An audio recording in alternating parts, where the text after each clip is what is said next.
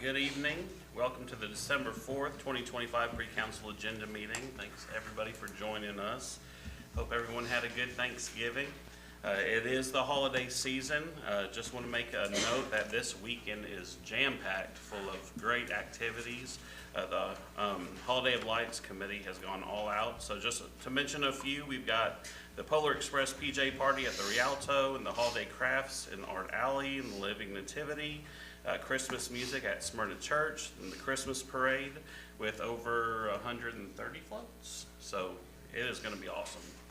You can find the full list of activities and times at SearcyHolidayofLights.com. And then also on Saturday, the undefeated Harding Bisons play in the next round of the playoffs. So if you're around at 1 p.m., make your way to First Security Stadium and cheer on the Bisons as they continue to pursue another national championship. Go Bisons. Yeah, good stuff. And so just as a reminder, if you'd like to address the City Council pertaining to a particular agenda item, please sign in under the appropriate item at the podium. Please print your name and address and who you represent. This evening, I've asked Don Rainey to lead us in our invocation and Tanya Hale in our pledge. Please stand. Pray with me. Dear Lord, thank you for this time. Thank you for this city. You blessed us. We're appreciative. We need your further guidance and always will. During this holiday time, as we lead up to the date of the birth of your Son and our Savior, we just ask that you guide us, help us, and let us, if we will, thank you so much for saving us from our sins. We ask these things in Jesus' name. Amen. Amen. Face the flag. I pledge allegiance to the flag of the United States of America and to the republic for which it stands, one nation, under God, indivisible, with liberty and justice for all. You may be seated. Call the meeting to order. First up on the agenda, Searcy Water Utility Board for the reappointment of Donnie Miller to serve a 5-year term. Move it to Tuesday night. All right, thank you. Item number 2 is from the Airport Commission.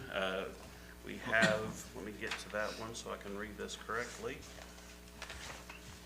On December 31st, 2025, Searcy Airport Commission term for Commissioners Jay Moore and Wiley Blancett will expire. Jay Moore has expressed his desire for reappointment, and Wiley Blancett has expressed his desire to be replaced. J.R. Howard has expressed his desire to serve in the capacity as a commissioner, and given this information, is requested that J.R. Howard be appointed to a 5-year term and Jay Moore be reappointed for an additional 5-year term, both expiring December 31st, 2030. Mayor, Sir. Mr. Howard served nobly on the Airport Commission back several years ago before we had a vacancy on the City Council, and we asked him to step up to that. He served in that capacity very, very well. So I'd like to say we move that forward for consideration and approval to appoint Mr. Howard to that position on the Airport Commission. Absolutely.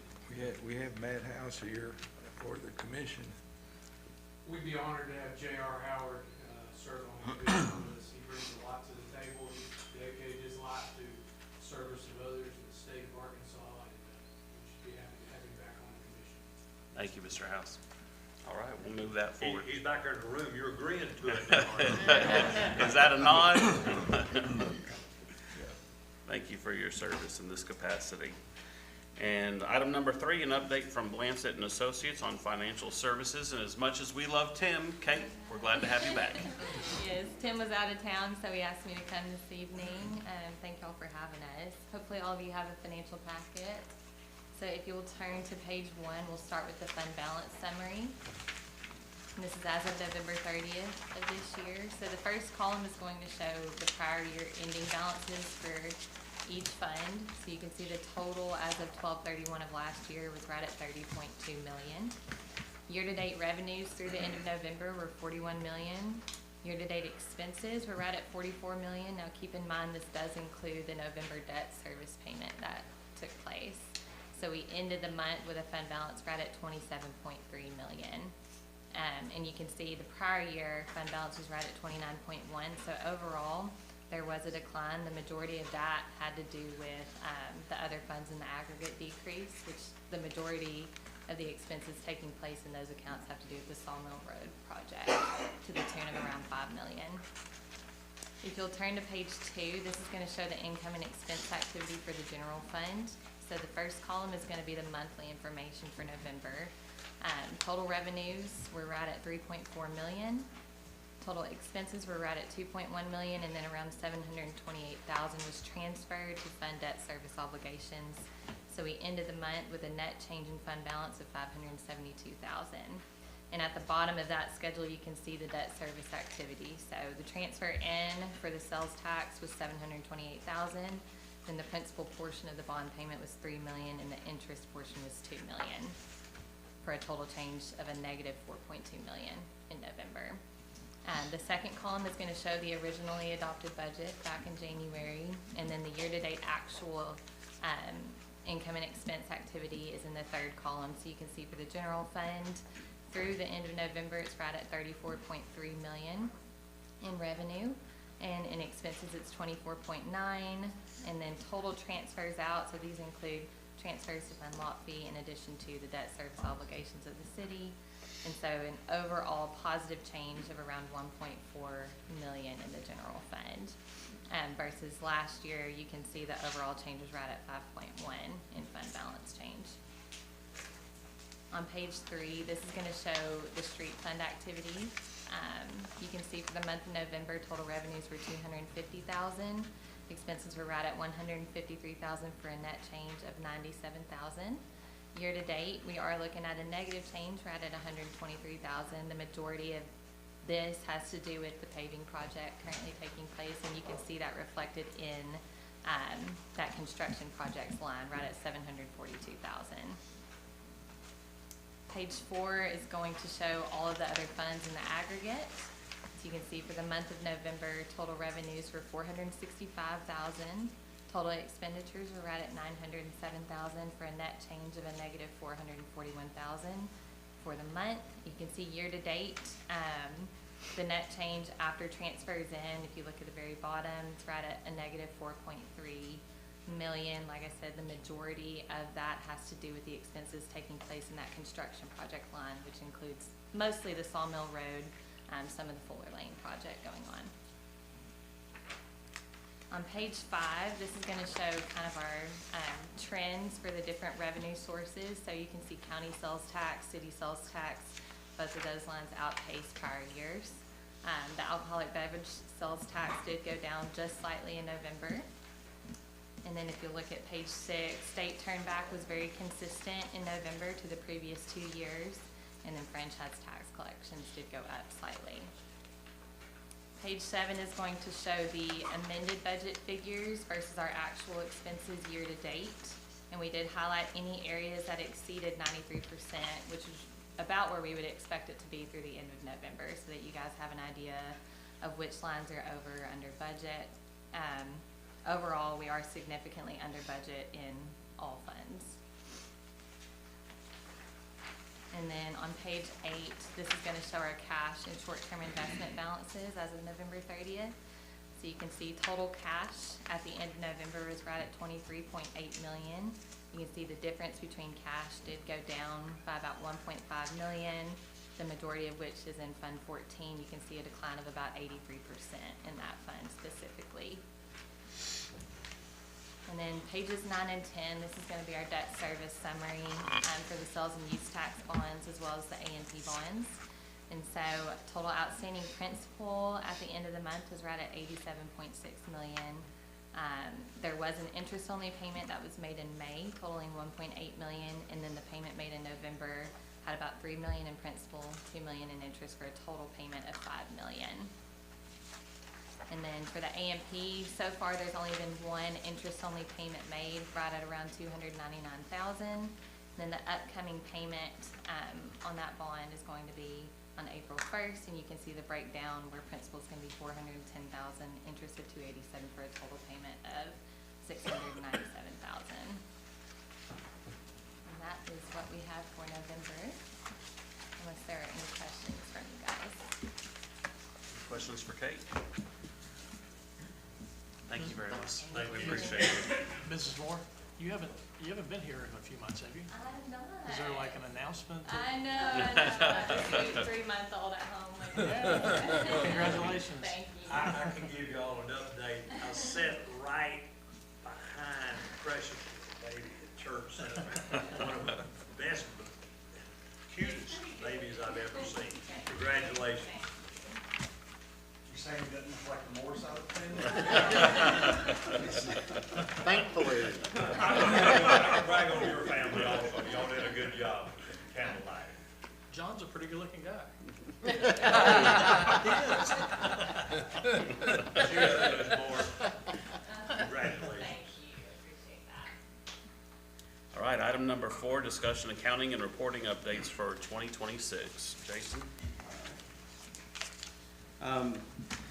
This year, I've been presenting to you a capital projects list, which, given an example for November there, and it's got the general fund, the street fund, Fund 14, net of projects, and net of a $6.5 million reserve.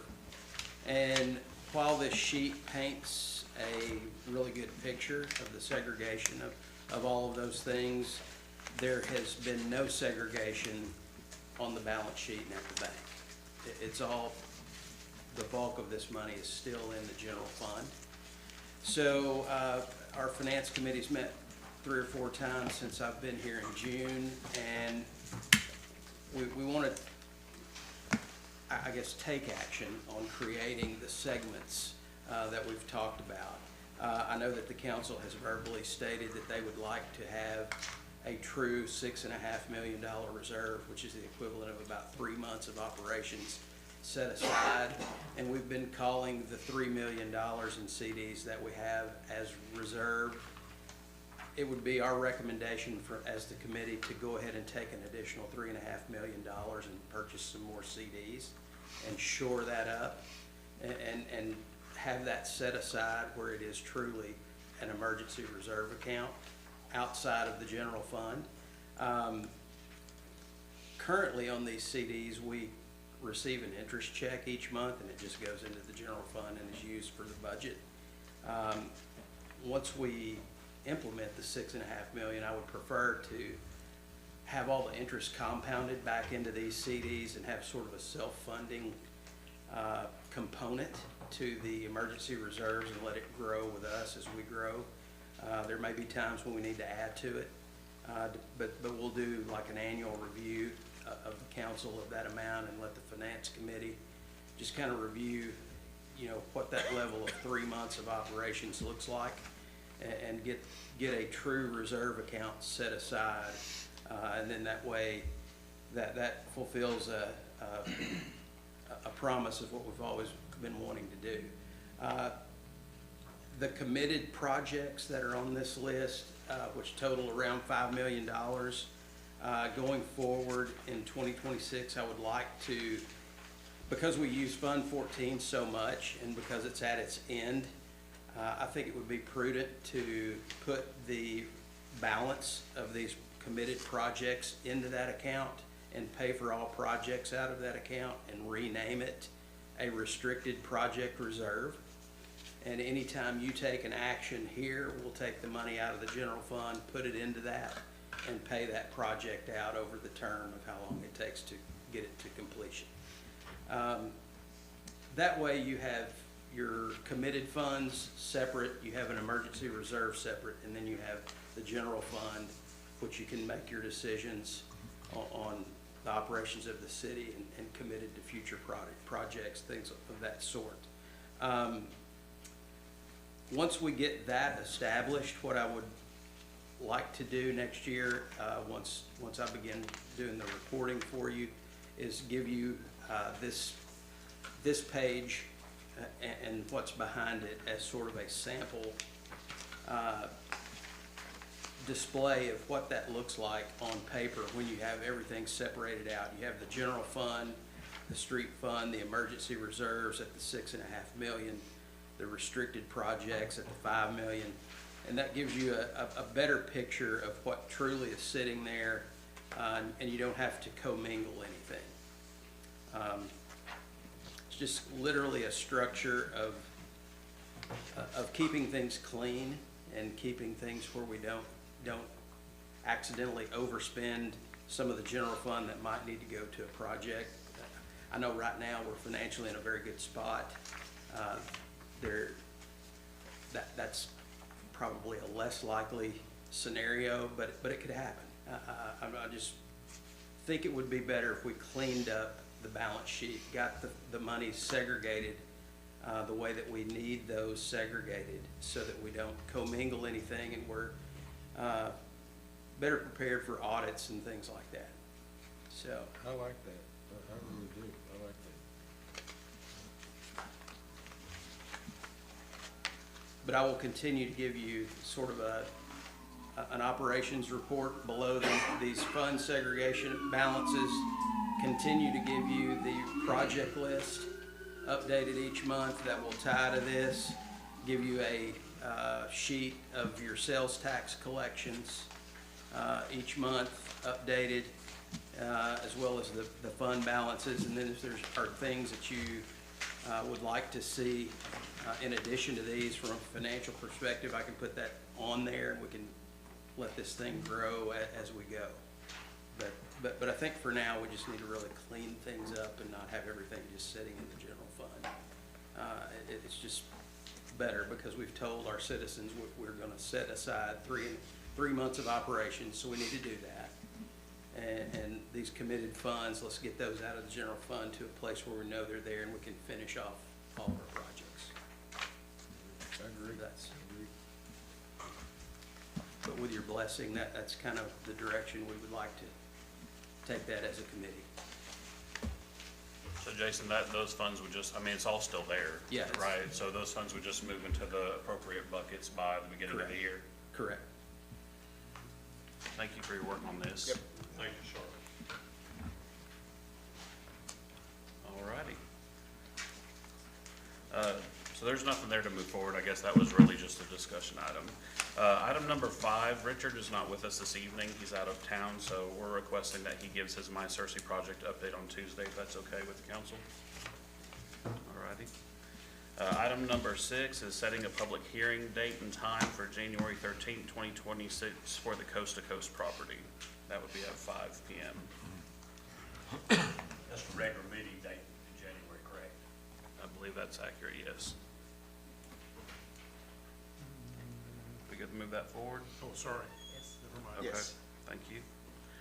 Item number 7, Communications Services Proposal for 2026, and the request to waive bidding would be on behalf of, we're requesting to waive bidding, not necessarily Michelle. Michelle's presenting to us, but Michelle, thank you for being here. She's worked with the city for quite a few years, not only the city of Searcy, but also the AMP Commission and also Forward Searcy, so it's great to have that hub of communication all in one place, so. So, I can't believe we're here again already. It seems like this year went by so fast.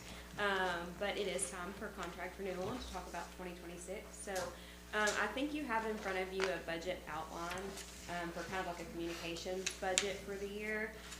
This is pretty much identical to the last year, the 2025 plan, with the exception of we did remove one line item.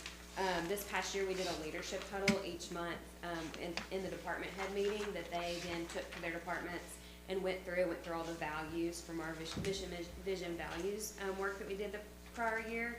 So we finished that this year, and so that's out of it. So the only difference is that has been removed, and so it is a little bit less than the 2025 budget. But really just the standard things. We would like to continue doing the sanitation schedule direct mail, so that goes out in January, so you know for each holiday how your trash is gonna be affected. A monthly newsletter, that's primarily gonna be internal, so making sure we're communicating with our employees. As you guys know, it's one, important for them for morale to know what's going on, but also they're in the community and they're helping communicate what's going on within the city to the public, and so we want to make sure that they're better informed. And then the presentation deck, that's just as we go and present throughout the year, we need to be able to update that when we present to different groups, organizations, so we have kind of a standard budget that we work towards for that. Boosted post budget, so that's when things are happening throughout the year. We boost on social media. events or information, when, you know, recycling changed, whatever that may be, we can put, boost posts out for that. Social media, website management, media relations, project management, all of the things that I do for the city, kind of fall within that budget. Video production, so we planned on doing a little bit more of that this year than we did, just because we thought we'd have more to see from a, project perspective than we did, so, we're planning on doing more of that in 2026, where we kind of get a behind the scenes look of what's going on as the projects are being built, and then we'll have all that footage when they're done to kind of look back on the progress. And we have recorded some of that with the Berry Hill project. Design services and support, that's just more as needed. So when we need brochures designed, or we need collateral made, or whatever that may look like, we bill to that line item. And then we have the website hosting, that's just a standard hosting fee for the website. And that's all. So it's a pretty basic budget. It's not, I don't know if I've explained this before or not, it's not just bill the whole line item, it's build towards it as it's being used. So you'll actually see for this past year, some of these items we didn't spend all of. So any questions or concerns? Michelle, I told you this the other day. She does a fantastic job working with the city, but also just as a hub of communication for all the various community entities. But beyond that, she's extremely accessible. And that's a big deal, because we never know when that's needed at any time of day or weekend. And Michelle does a great job of fielding the needs as they come up. And I know that puts a lot on you as well, but we appreciate your accessibility for the city. It's fun. Lots of comments to respond to. It's always the best part. And just to reiterate the request for bidding again, Michelle's served in this capacity for a number of years. I think it would be very detrimental to the city at this point to start over fresh with an unknown agency. And I think that as far as as you can see with the proposal, it's very consistent to what we've had, even a little bit less. And so that would be the reason for the request to waive bids. Mayor, Yes, sir. maybe I'm missing it, but I don't recall seeing the monthly newsletter, and I would like to. We didn't do that this past year. Oh, okay, this is new. Yeah, Okay, this okay, is something, that yes. explains it. Yeah, that's why Thank you you. can see it. Thank you, Michelle. Yes. And you're up next again. So Me this is again. further discussion on the naming of the new community center. Yes, so, I was not here last month, but just so you guys know, I'm here in spirit because I watch online. So just because I'm not here, sometimes I watch at 10 o'clock at night or at a different time than it actually airs. But I do listen in so that I know what's going on. And so I was able to hear some of the conversation about the name. And then the mayor kind of pulled together a group and said some of the feedback that we had gotten was getting community input into the name. And so we just had a little bit of a brainstorm session of what that may look like. And before we kind of finalized what that community input might look like, we wanted to come back to you guys and say, this is what we think might work, but let's have a conversation and make sure we're all on the same page. Because I believe we heard a couple of different things from the conversation last month. One of those being the possibility of the name being the Searcy Community Center with no creative part with it. And then the other kind of feedback that we heard was getting community input on the name. And so really those are two different things of, you know, maybe getting input versus one specific name. And so kind of wanted to get some clarity on that. One of the thoughts is that, you know, we could have creative name, whatever that may be, with a name underneath it. You know how you kind of see brands, how they have the main name and then underneath it, it explains what that is. So it could be like creative name, Searcy Community Center. So then we still have that from a branding perspective, but then there's that tagline. It's not really a tagline, really just it kind of explains it a little bit more, it's more specific.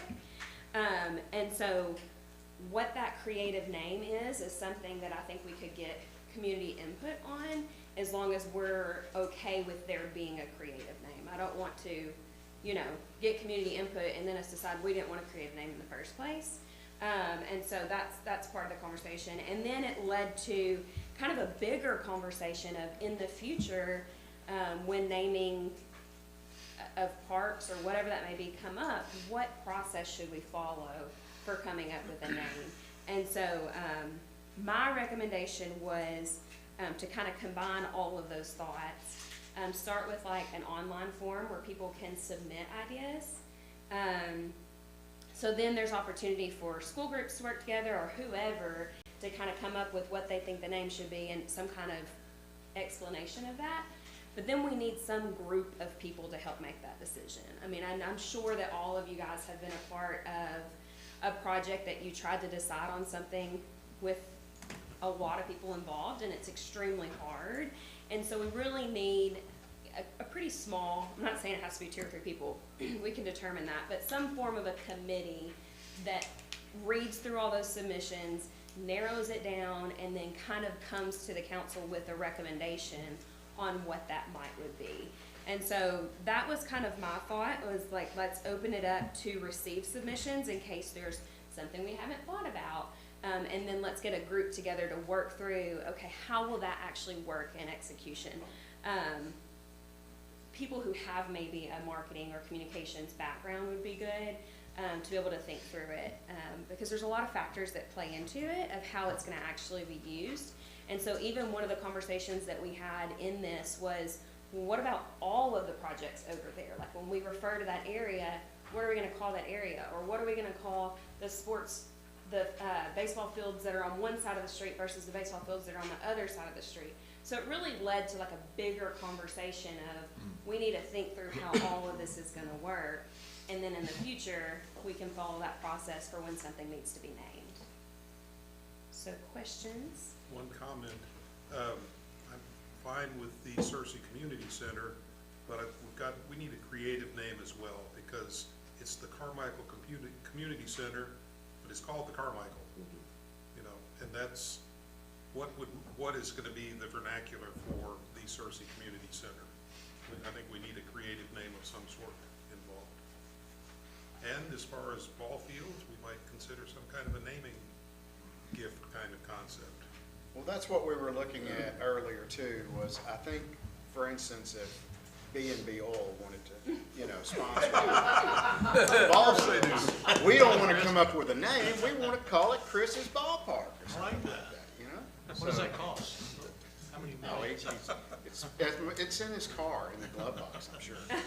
I bet Damon can tell you how much it costs. A couple of M&Ms.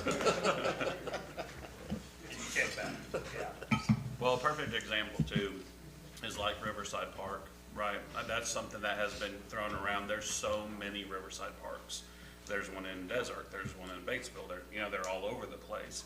And so there's an opportunity with these development of these projects to say, okay, do we want to think about how do we make our amenities stand out?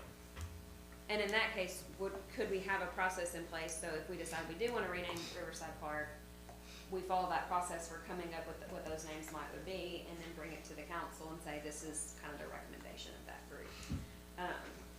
So I think having some kind of process would be really good and would be used in the future as well.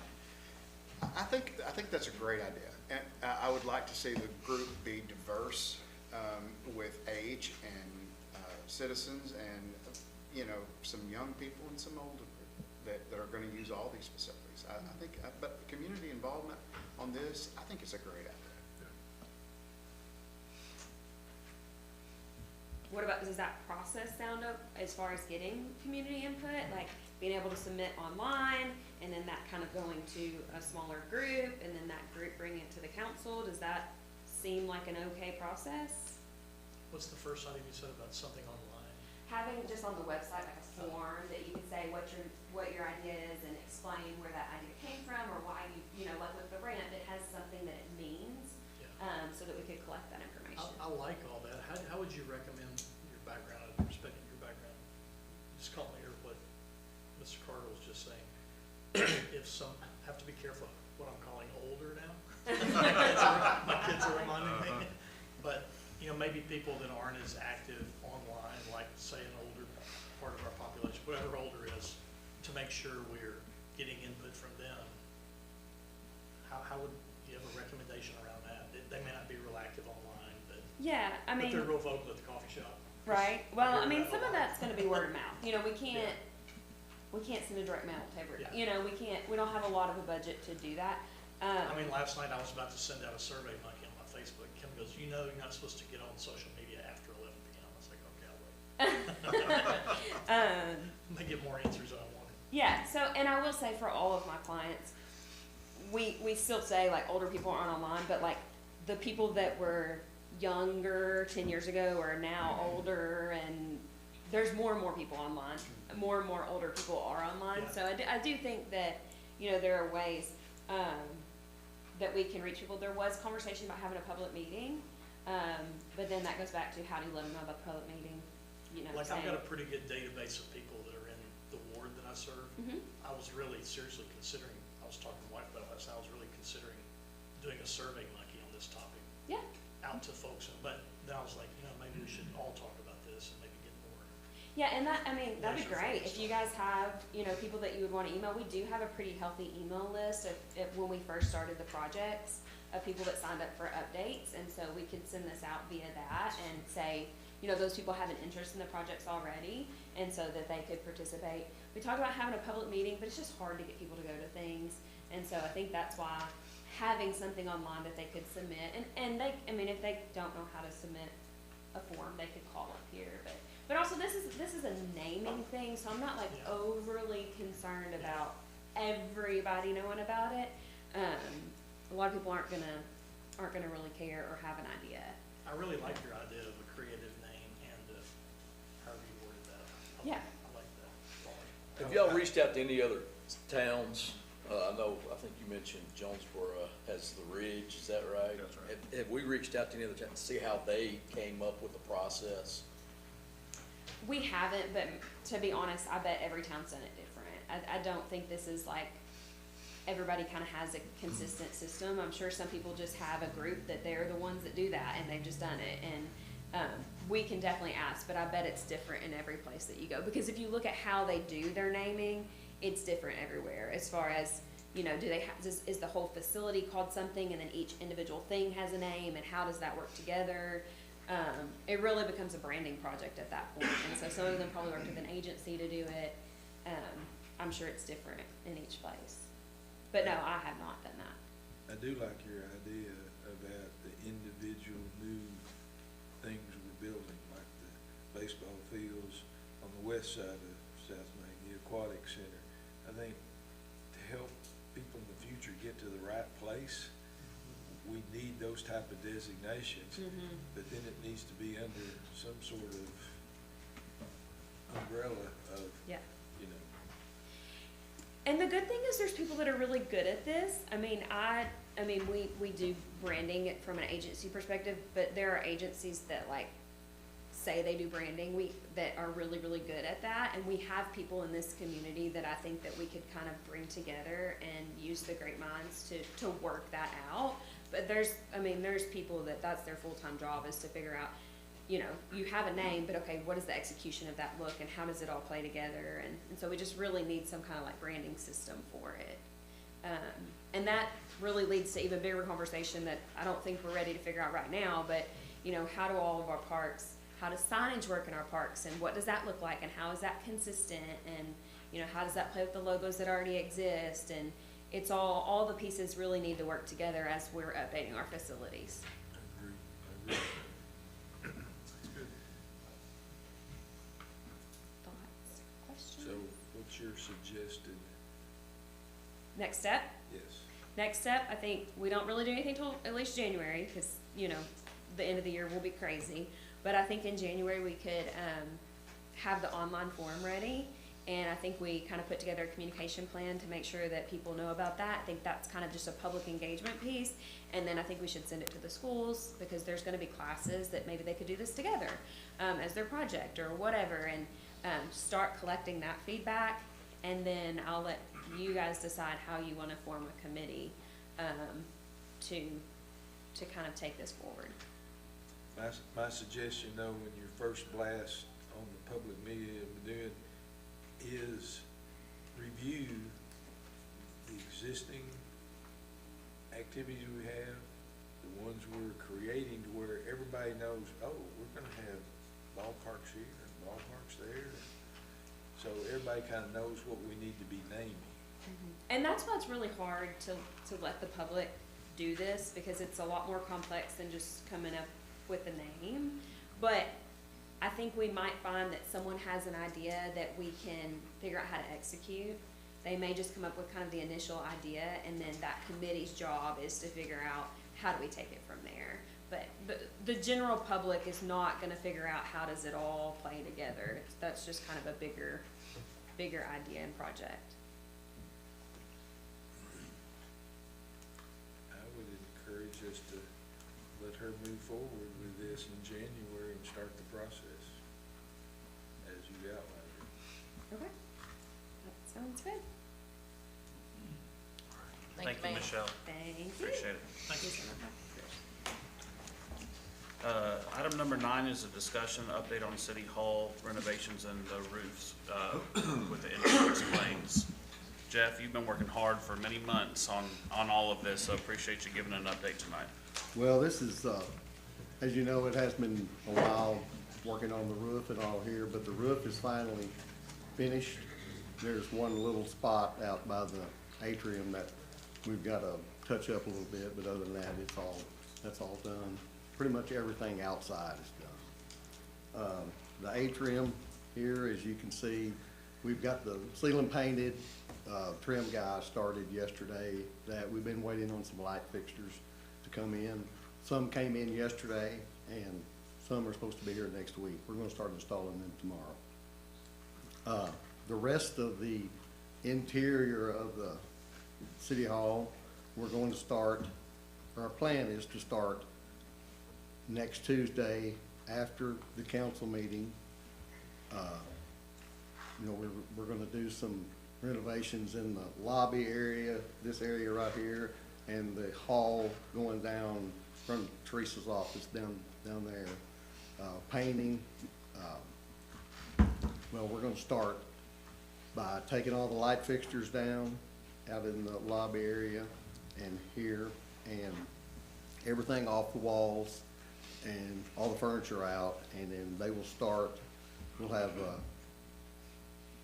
drywall workers and painters here next Wednesday to start covering the wallpaper and pulling the wallpaper off some areas and where they can, and then they're going to refinish the walls. It'll look similar to what's in here. That's kind of our goal, is to make it look like this in here. And they'll start in here with the wood. Everything up there will remain just like it is, but the other wood on the doors and stuff will be painted the same color as the trim and stuff, so make that all. And that's what will happen out in the foyer, or out in the lobby. They're gonna redo the ceiling just like this. We'll put new light fixtures in there and just clean it up. It's high time for some remodeling in here. It's been a long time, I'm sure. But that's and I hope to, this is really, there's never a good time to do a remodel, you know, but we're trying to wait till there's not a lot going on in here, and hopefully this will give us some time. The painters and drywall people are willing to work during the holidays some, and so we're trying to get it done by the end of the year. So And we're not doing the interior offices, it's really just the common area. That way everybody can, it'll probably just displace Connie for the most part. right, that's, yeah, and there's really no way around that. Hopefully, there's gonna be as little going on from now to the end of the year as probably any other time. And refresh my memory, is this expense already in our 2025 budget? That's right, yes, sir. So, as of now, we're not asking for any money or anything, so that's already in the budget. Yeah, we were hoping to get it earlier in the year, but we were waiting for the atrium to get done. Yeah. So now that And is done. that's been a long, really drawn-out thing with the roof on this building. There was just a lot of unknowns with this. And speaking of the roofs, I'll give you an update on the rest of the roofs. We've got 4 really roofs left to go. There's been about 25 completed, or there's a couple of them that just like very little on them. But there's, and the sanitation department is one of them, and East Line Road property. The main building out there is one of them. I've kind of held them off as long as I could on this, thinking that, you know, it's been a little bit up in the air about where the sanitation was gonna go and, you know, just all that stuff. So we've held them off, but it's time we have to move now. So we're gonna go ahead and have that done. We have the sanitation department, the East Line Road property, community service building on 1901 East Market, and the maintenance shop at our shop out there. Jeff, That's the can I pause four you? main ones and there's some little repair stuff still to be done, but those are the main ones. If I can interject real quick, so part of the reason for holding on those spaces is, let's just say the sanitation department, because this is part of the insurance claims, right?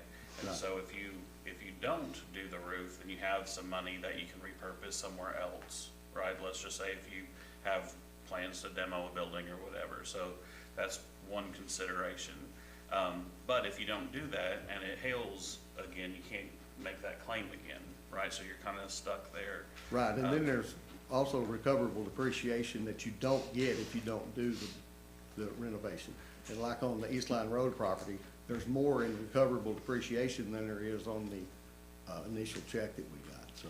So it was we're really- discussed that since we don't have a firm timeline right now exactly when sanitation's gonna relocate, and we do have a timeline when this insurance process needs to be completed. Right. Should we just go ahead and put the roofs on, right? And then that way we'll be done. And then Right. we'll have whatever time necessary to make future decisions. Just wanna make sure that the council's good with that direction. I think we'd be foolish not to go ahead and repair the buildings because, you know, it's not costing us any money. We get That's a right. new roof. I don't know what we're gonna do or when we're gonna do it.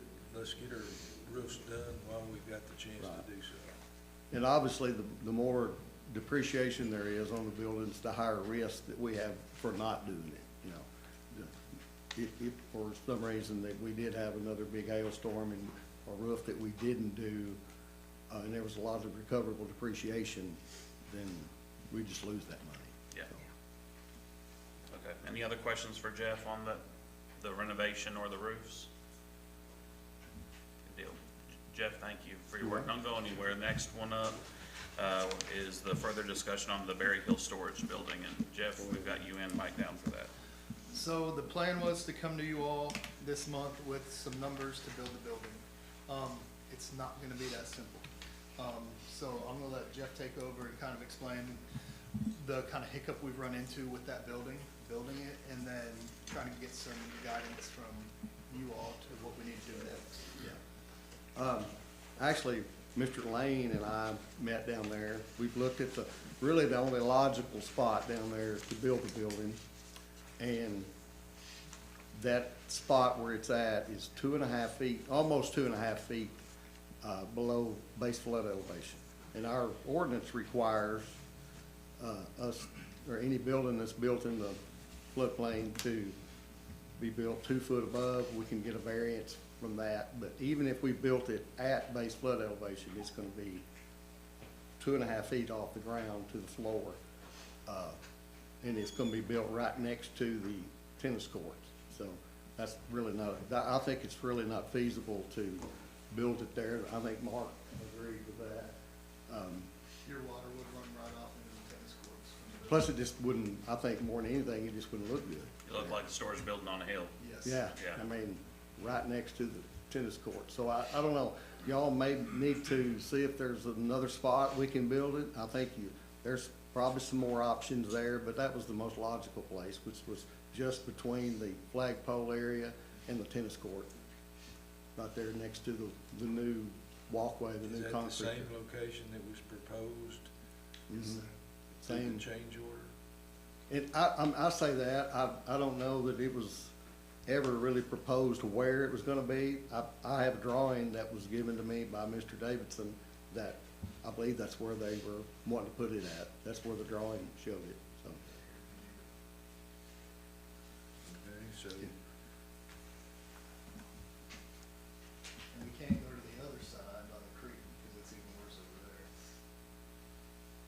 So basically, we just need to get with Mark and maybe Bear and Richard and y'all and figure out where's a Yeah. spot. And there may be a spot on the other side over there between it and the creek.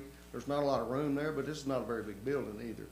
But, Well, what's the plan on being stored in that building? well, there's, it's a 6 by 20 12 by 20 building. 6 by 12 of it was gonna be for tennis court storage stuff for the tennis association.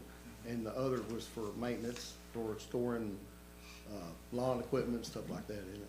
Would it be too far out of the way to have it up on the hill on Moss Street up by the old swimming pool? Well, that's I where, think so, that's yeah. where we talked about, it. That's really not accessible there, Yeah, you know, but it's not in the flood state. no. No, it's not. Your tennis league, they'll get the ball machine, they got all that out every time. You got all the different, the ball racks, the nets, all the stuff they use for the youth program. Ideally, needs to be right there by the tennis courts, really close, you know. What about in addition to the, whatever, I guess that would be south side of the restroom building? We actually talked about that today. Like, make it look like it goes with it. We, In my opinion, the best thing we could do would be to add on to the concession Right. stand and just make it all one building. Yeah. That way there's not a gap between them and everything. That would be ideal. Yeah. I don't know, cost-wise, that would certainly probably cost more than just building a little storage building, you know, but. But it would that- look good, That would look and good, it'd be in the right proximity to the courts. yep. You could add it right on to the south wall there. Right. You'd have to redo the roof and stuff, but, you know. Yeah. Might not really be all that much more expensive than building one outright, you know, I If don't you have know. one wall, you wouldn't have to, What's that? one wall would not be self-supporting. It would Right. be that. So that might be an option, if y'all wanna move that way, then we can do that, but, My personal reaction to the $111,000 price tag was I didn't understand why it would cost that much to build that size of a building. right. All right, maybe we're finding out it's too low, whatever. I like the idea of adding on if we can match that building, because that building looks so good. It really does. The painting looks fabulous, I think. Oh, man, it sets that whole, I don't know who picked the color out, but it looks good. well, why don't you, my suggestion is you get with, Mark, and you get with Bear, and you get with Richard, and y'all put your heads together and come back with a recommendation in January. Okay. I went over there today and looked at it and was sitting out in the parking lot looking at it, just trying to see a spot that might work. Kind of where the courthouse is, that little area right there, you know, even if you built it separate from the concession stand, that would be probably the next best spot there is out there. Okay. All right, Okay? thank you. Thank y'all. Mike, we have you next. Item number 11, discussion and update on the playground equipment donation. Just, this is gonna be real quick, but just kind of, it's a neat little story, just wanted to share with the council real quick. So we did a resolution giving our playground equipment to the high school from the adult softball complex. The high school ended up it wasn't gonna work for them because of the money purposes, getting everything moved and transferred. So, I got them in contact with a group called Kids Around the World, who came and disassembled the playground and put it in storage, and I was actually gonna go over to the Philippines next year and help install it. They go to a third world country with kids that have no playgrounds. They install it, they feed the families while they're there, and just a really neat experience. Well, I found out, I guess 2 or 3 weeks ago, that it's already complete and done in the Philippines, and kids are using it and loving it, and they've sent thank you videos to us and to the school district, and so it was a neat thing to see. So I just wanted to give you a quick update on that. Thank you. Thanks, Mike. All right, next up, discussion on the Wake the Dead event, and I see Jonathan's here. Thank y'all both for being here. And Mike, I'll let you give an update here in 2 seconds. I just want to say, we've worked with Jonathan, who is the event organizer for the Wake the Dead event, as well as the County Fairground Board, and Parks and Recreation in the city, and I appreciate the cooperation through all these discussions. It's gone very well. We searched for a solution that would kind of be a win-win-win all the way around, And so I'll let Mike give an update on the layout, but basically, Wake the Dead is gonna rent space from Parks and Recreation or the city of Searcy to have it out at the sports complex. We're going to give that amount to the Fair Board, because I know that that was a concern of theirs, is a loss of revenue. But the Fair Board is actually gonna grant the city of Searcy the ability to use the fair grounds for the 4th of July event at no cost. So it's kind of a good win-win there. And so Mike, go ahead and fill in the details. Yeah, so we've had countless conversations and phone calls, and they've all been really good. Everything's been positive. So pretty much October 17th, the sports complex will be shut down. We're gonna block from Recreation Way right at the pool to Booth. We've already cleared it with the PD. And Jonathan's already got things mapped out where all different parking lots are gonna be, but there'll be no sports going on that day. It will just be the Wake the Dead event will be there. And they get it all, and they get it for the whole day. Thank y'all for working that out. Yeah, absolutely. It's a great event, and thank y'all. I mean, y'all are pulling people from all over the United States, which is a great thing for Searcy and the county. And then also you being cognizant of the residents, you know, that had concerns. So this is where the event was in the area of where the event had been hosted for 16 years. So that'll be a familiar location. So again, thank y'all for working with the city. And we'll work out small details as it gets close, so the trash bins, things of that nature and all that stuff. Good deal. All right, thank you very much. Item number 13 is a discussion update from sanitation on the new recycling procedures. Todd?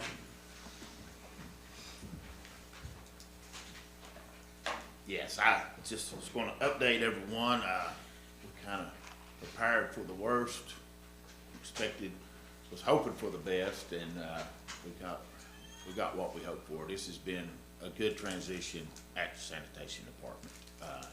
We're still working on Saturdays. We've got Bobby's got the schedule adjusted back. We started out with overtime, but we've been able to bring that down and just shift schedules around. It seems like it's getting a little more popular. It was up to about 10 cars per hour last Saturday. The first couple of times I went over there, it didn't look like there was half that much going on. So a few more people were using it. One thing, the cardboard tonnage, something that we can kind of track a little closer, it has dropped off maybe a couple of tons a month, and I don't know, that's kind of a seasonal type thing also, so we're not really tracked that enough to see. So the revenue is staying pretty close to the same on the proceeds we sell out of recycling. One of the biggest, and I think this speaks more than anything, we was averaging 50 roll-off boxes a month, 50 loads a month, and now we're down to 10 a month of trash that has to be disposed of that we was picking up. So it's a lot cleaner, recyclables. A lot cleaner. Yeah. And that's 50, actually, my roll-off drivers, I think maybe the first time since I've been here, was caught up, and we was able to use them to go help with limbs, and I've never had my roll-off drivers caught up. But when you take 50 loads a month that you don't have to haul, and we didn't get any revenue out of that. It was hooking up, dumping it, bringing it, and setting it back. So that is the big difference that I'm seeing. A little bit of drop off in tonnage on cardboard, and I'll keep up with it on the plastics, but all that looks to be the amount of recycling hasn't changed a whole lot. Good news. Say, listen, I was hoping for this, but I didn't know, and there's some people that, and I think during the holidays, we're gonna have to work hard for people. A lot of people use that, and we plan on putting extra employees in with the drivers after Christmas to go out and get everything cleaned up, and we're still good about, if you've got too much, we try to get you took care of. We'll send somebody out to pick it out, but it's so much better than those three-quarter ton trucks driving all over town with those trailers coming in 10 and 12 times a day. This is just unreal, the difference, and I think when y'all look at my budget for next year as far as what we've had to spend on it, you can really start seeing a difference. Great work. And I know Michelle just left, but even from the signage and communication, y'all have painted down there to kind of make it real easy for people to see where it needs to go. It looks real clean, so y'all have done a great job with that.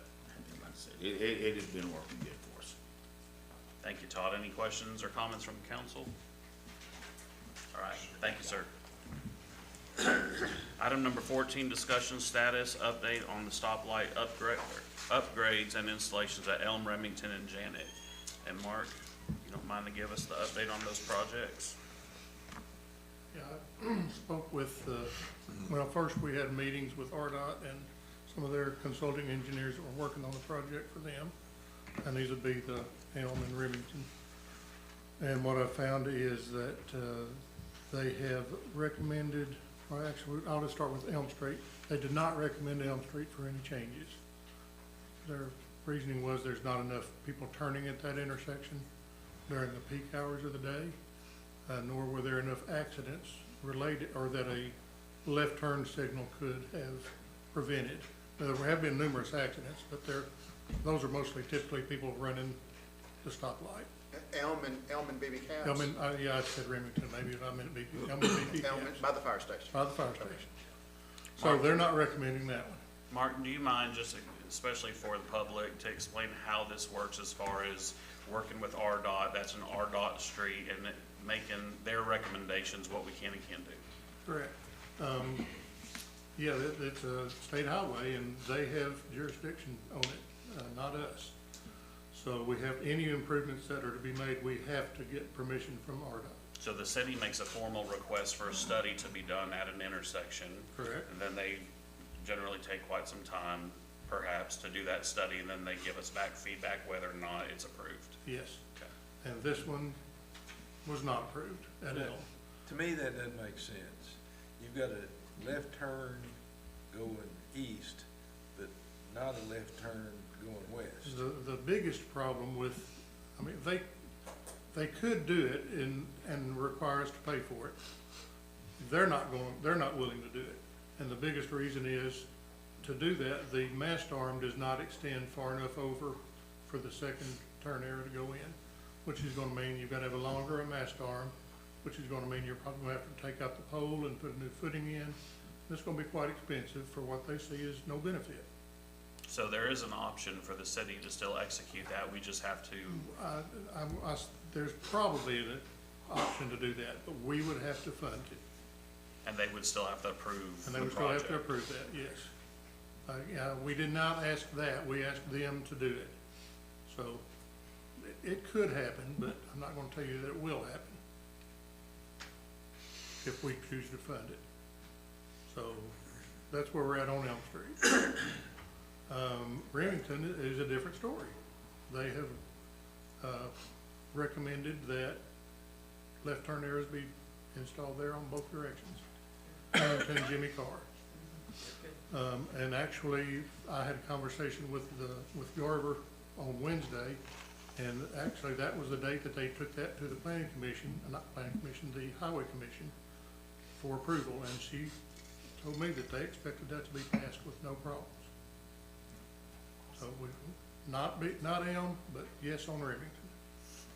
Did they give any indication on timing on that project? They did not, and I don't think she actually knew the timing. This would be my conversation with Garver, who did the study for RDOT. Yeah. So she doesn't know what that's gonna be. Yeah. And then moving down to BB Caps and Janet. I just went back today, this afternoon, and started looking at all the timelines of when we did things. We started this, I don't know exactly when we started the plans with the engineering firm, but the plans were submitted to RDOT on May the 2nd of this year. June the 2nd, they got their initial reply from RDOT. June the 6th, 4 days later, Pickering replied to RDOT and with the requested changes. On the 1st of July, almost a month later, RDOT sent another reply to Pickering wanting additional changes. Pickering replied the 24th, so 3 weeks later. Then on the 13th of October, Pickering asked for an update on their request because we had not heard anything, they had not heard anything. Couple of weeks after that, on the 27th, RDOT sent their third reply to Pickering. And then, a couple of weeks later, we actually had a meeting with, a web meeting with Walmart, and Pickering was on that. Walmart is not objecting to what we're proposing to get them in and out off of BB cabs, but they like to see a turn lane dedicated for Walmart's trucks to use. Mark, just to be clear again, for public, Walmart distribution. Yes, distribution, I'm sorry. Yeah. Or, that one may be Sam's Sam's, distribution. yeah. At any rate, we went through that. I met with Pickering today online, and they had a few more questions. And my basic reply to them was whatever the minimum that we need to do to get this approved by RDOT.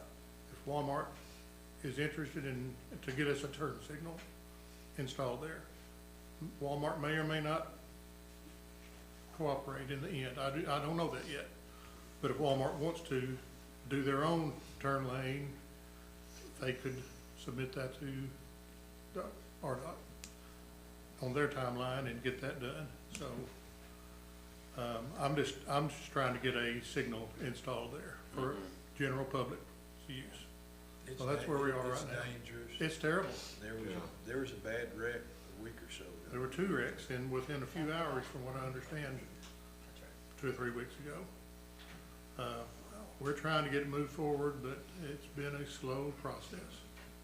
And the date that you gave for earlier this year, that's when the engineering plans were submitted.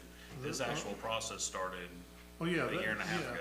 Right? Yeah, but they probably worked on the engineering plans for several months. It's been at least a year that it's been in process. Real quick question, just, I know because we're also trying to work with Walmart distribution or Sam's distribution on this. As far as the length of the, whatever, poles, right? The mast arms.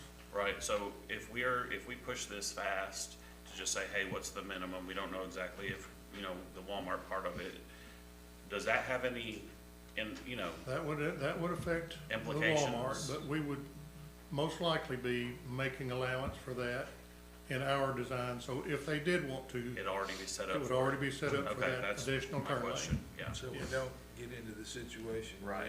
Correct. So you can have, they will be long enough. This mast arm would be extremely long because we're potential for, I think there's 2 lanes there now, maybe 3. But we'd be talking about probably 2 lanes going in, 3 lanes coming out, 1 right turn, 1 left turn, and 1 straight through. So could be a very wide intersection. Bottom line, we've been pushing, we're gonna keep pushing. We're trying, yeah, we're trying. It's just taking a long time, red tape. Yeah. Back, quite some time ago, when we first contacted RDOT about that turn signal, I believe they said that they might or might not, provide that, but if they did, even if they did, it was gonna be on a 2 to 3 year wait. Now, Typically, it's at least 3 years. Yeah, are they still thinking that even if they do that, it'll be that long? If we pay for it, it should not be that long. We've just got to get their approval for every facet of that design. And right now, they're questioning the turning radius for some of the larger trucks. And they've got a point, they've got a valid point. We're trying to not do that and widen that intersection, but it does need to be widened. And it's got to be widened if Walmart's going to use it. So we're not going to approach RDOT about providing it at all, we're just going to get their approval? If we Is do that, right? we're years down the road. I don't think we can wait that long with Target and Cheddar's and. Yeah, if those all get up and open and running, it's I know, gonna I be agree, we need that. twice But as I bad as just it wanted is to now. understand what was taking place. But the revenue that those, That's gonna help. it's gonna make it worth it for sure. I just still don't agree you head out Elm Street. It's their road. Well, I Anything- mean, when it was first designed, if it was gonna be enough traffic to have the turn signal going left while you're facing I don't east. think it was there when it was, turn signal was there when it was first designed. I don't think it was. Jeff's got something. Four-way to begin with. Well, I just wanted to add that the reason that has a left turn signal going east is because of the fire station being there. That they have to clear that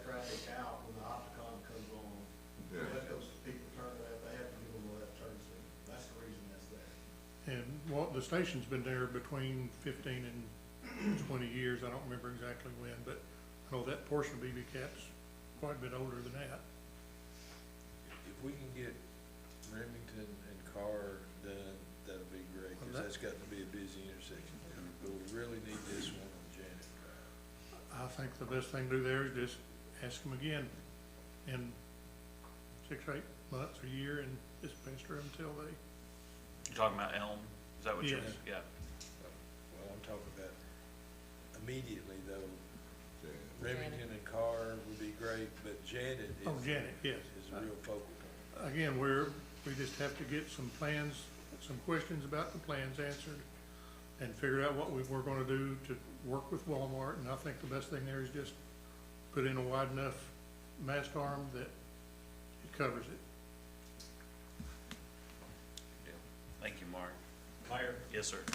if I could, we've gone through several updates here on the agenda, and we haven't had an update on the estimate of the cost to convert the Carmichael Center into the Senior Citizens Center, and the board met today, and me being the council's representative, I got asked that question, so Yeah. could we request from the architectural firm or whoever's doing that to try to get us an update on that?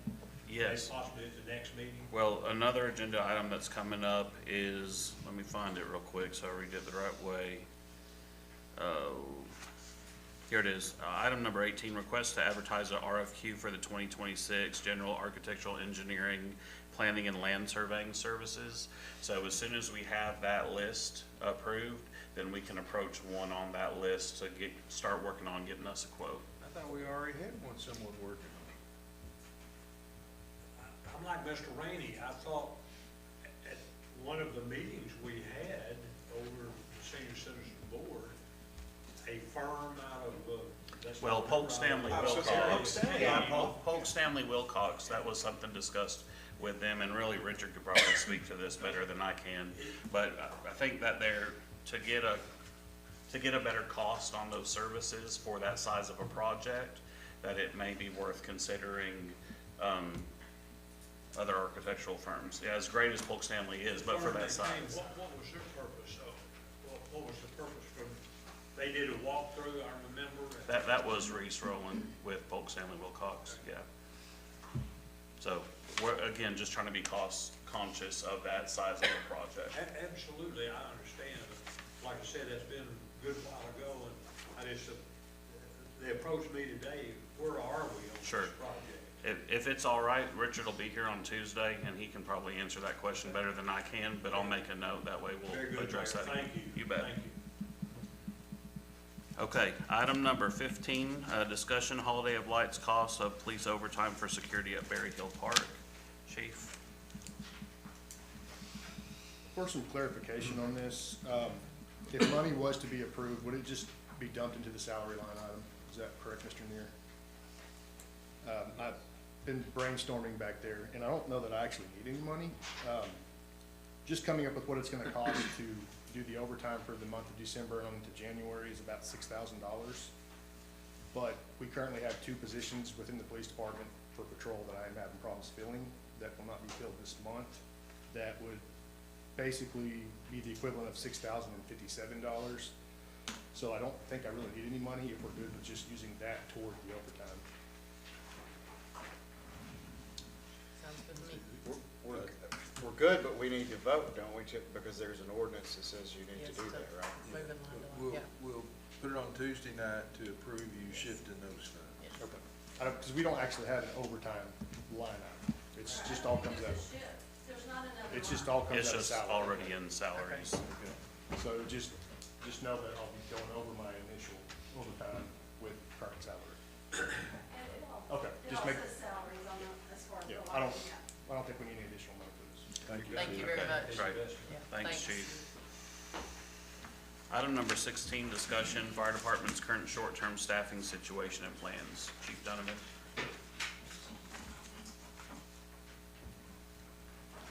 All right, I've got one man that's, gonna be leaving the department due to health issues, and I'm just requesting that, not just him, but I've got like, 1, 2, 3, 4, 5, 6, 7. I've got 7 people right now that is gonna be out of pocket. I've got some that's gonna, the first of the year, they're gonna be going to rookie school. I've got, one firefighter that's just got hired in North Little Rock. I've got another, one of my men that is gonna be, in rookie school. When he gets done in July, he's gonna be deployed overseas. So, I'm just asking that, since right now I'm short, if I can go ahead, the guy that's gonna be going out on medical, I don't have a time set yet. So I'm just asking that I can go ahead and hire his position right now so we can have them ready to go to rookie school when, we have an opening there. And then I've also got, he's also a captain, so I'm gonna have positions to promote. So I'm just asking just for permission to go ahead and make promotions before the first year, but the salaries won't start until next year's budget, which will be budgeted. So you're gonna get those needed funds, or they're in your 26 budget, is that what you're saying? Yes, sir. Okay. So, clarification. It's basically gonna be like this last month, if I could go, well, by the time I get him hired, it's probably gonna be close to, it'll be a couple of weeks. It may even be the first of the year before we can hire that position for our captain that's gonna be leaving. So basically, we'll be paying him until he leaves, but we need to have somebody in there that's actually gonna be able to work. So they're just gonna overlap for a little bit. Yeah. But are you sending this person to rookie school at the first of the year? Well, I've got 2. It's gonna be the next class. We'll be putting them in EMT school right after rookie school, so it'll be about a month in there. It'll be 2 months, depending on when he leaves. If he leaves in January, it won't be no big deal, but if he leaves in like February or March, then we're looking at about 2 months that there'll be an overlap in him, plus having the rookie guy.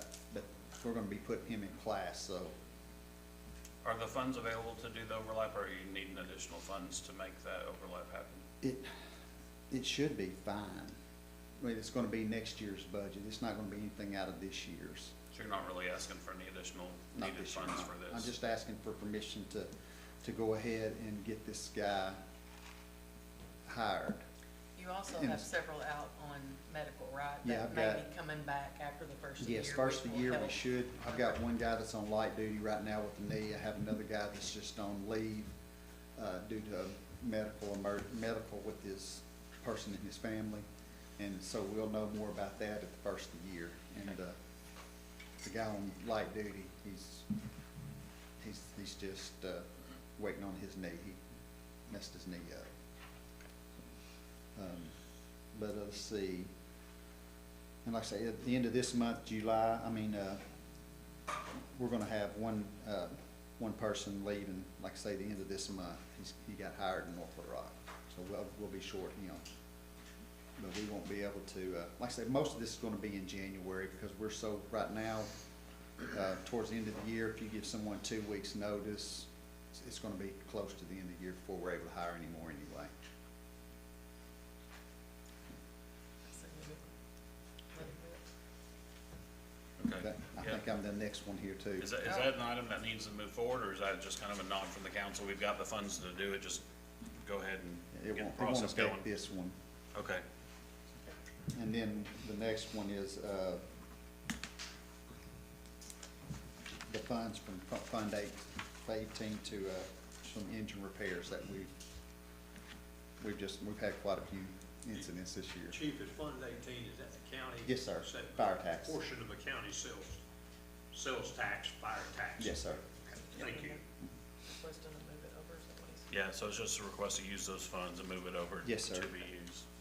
Is that the way it reads in the budget ordinance right now? Yeah. Okay. Good to move that forward? Yes. All right, thank you. Sir, Thank you, Chief. Thanks, Chief. Okay. Item number 8, request to advertise an RFQ for the 2026 General Architecture, Engineering, Planning, and Land Surveying Services. So this is what we mentioned earlier. So we currently have a list, and this would be approval to send out the RFQs to get an updated list. Thank you. Good. Is that good to move forward? Yes. Okay. Item number 19, request to advertise an RFQ for the LED lighting upgrades for city facilities. Again, this is connected to a grant. We just need to put out RFQs to select who we're gonna use. Thank you. Item number 20, request for a change order for Fuller Lane construction in the amount of $86,845. Mark? I got 21,175. I can explain that. There's actually two change orders. Two change orders. If you will remember, we split this up into phase one and phase two, Yes. and that's how they were bid. So I've got to do my change orders for phase one and phase two. And I thought y'all got both, but maybe you didn't. No, there's just one. Okay, I thought I had sent you both of those, Yeah, it's but phase one and phase two. Okay, yeah, You have a second page, I'll pass the other one. here you go.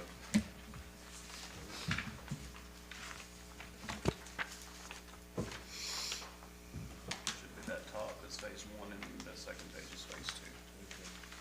so the phase one is for, when they're putting in their storm drain along phase one, we ran into rock that was not discovered during our geotechnical explorations months ago. I believe when we started, we were going to do from the highway out to the pavement, and then we extended it the complete length. So they had already done their geotechnical for the first phase, not the first phase, the part between Highway 267 and the end of the pavement, and didn't find any rock. So we did find rock during the installation of the storm drain. They've already done that excavation, and this was right after the last council meeting that they found that, and they just went ahead and did it. And but there's no pay item in our schedule for that. So we could tell them, No, we're not gonna tell them. I don't think we should do that either. I mean, this is just $86,000 that's gonna have to come out of Fund 14 to get it done. Yeah, and this, of course, the phase two portion is because they have come across the force main line that was 6-inch diameter force main line for the new subdivision out there that goes back to Southwind and then crosses the road. And that's also got rock.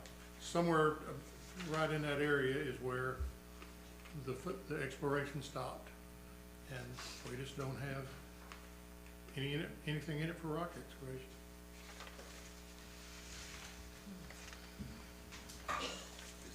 Are we done with the rock? I think we're pretty close. We're to the point now where they stopped the geotechnical investigation. Nothing was found further east. And I've talked to the water and sewer company who's done a lot of work out there, and they say, yeah, we're in pretty good shape from that point to 267. It should not be too much of a problem with rock. But we did find it here. I say we approve the change order, and like I said, it's gotta come out of Fund 14. The change orders. Yeah, there's one, change order number 1 for phase 1 and phase 2. And the total of both of those are $86,845, is that accurate? The phase 1 is 26,620, and phase 2 is $60,225. So yes, 86 and some change. All right, well, the budget adjusting ordinance is gonna have to be changed at least in my summary, because the change order was just $21,175, so we've got to get that changed. I may not have made that clear, and this happened later this afternoon before they got me this number for their price. Well, I mean, I'm looking at section 2 of the budget ordinance, and down in E, it's got 135,000 plus, down in G, it's got 21,000 plus. So, It's got 86,845 in section 2, is that what? No, what I'm saying in section 2, it's got 135,000 plus in E and 21,000 plus in G. What I'm hearing you say is the total is $86,845. My copy of G has those 86,000. Okay. Right here, yeah, okay. I guess I printed off the wrong schedule. You sent it out, I just printed the wrong one. Okay. All right. It should be the 86,000 number. It's got the 86. Yeah. Okay. Section 2 on item H. Okay. 26 and 16. And Jason, so again, to reiterate, is that coming from Fund 14 or is that coming from general? Yes, but everything is budgeted on Fuller Lane and Sawmill out of 14. Okay. Okay, so we're good to move that forward? Yes, Say? I'd say move that forward, but I have a question about the Fuller Lane project. The first street off of, 267 on the Fuller Lane, headed, I think it's north, is, McGee, and McGee does not have a fire hydrant anywhere down the street, and they don't have one where the street meets Fuller. Do you know if, the Searcy Water Utilities is planning on putting a fire hydrant I'm somewhere? not through- aware of any plans for that. Well, I think we should probably check on it and see if they would consider it, because, it'd be a good time to do it before we get all that completed. Yeah, we need to do it in conjunction with this, so it's Yeah. placed outside the Mark, sidewalk area. would you mind checking with them, see if they'd consider doing that? I'll be Because happy to. those people down through there don't have adequate fire protection I'll be as happy far as to. water. Okay, thank you. It would help protect several of the homes right in that area. Yeah, Yeah, there are Oh, numbers yeah. across, well, not quite across the street from there. nearly, yeah. Lowest place is right in there. There are a lot of houses on McGee though that. Sorry I created all that confusion. It's all right. Okay, yeah, we'll get on that, Mr. Okay, Brewer. thank you. You bet. Thanks, Mark. Item number 21 is a resolution liens certified to tax collector against certain properties in Searcy as a result of grass cutting expenses and abatement of other nuisances. Move forward. Thank you.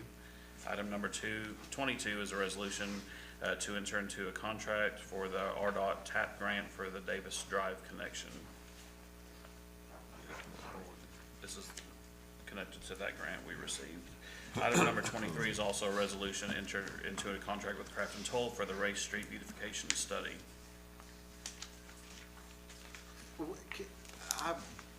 Clarification again, where is the beautification? That's gonna be in phase, it's not Race Street stem to stern, right? No, yeah. What is this, what are they studying phase 1, I guess, if we wanna call it that? Let me see if I have that. I think it's just a portion of Race Street. Just to start getting some ideas put together. B 23. Approval of a visioning study contract recommended by, I'm reading Richard's notes, recommended by the beautification committee and paid for with funds raised by the committee. I don't know the exact distance on that street, but we could probably have that by Tuesday. Yeah, I'm just where they're starting and stopping on Race. Sure. What section in particular?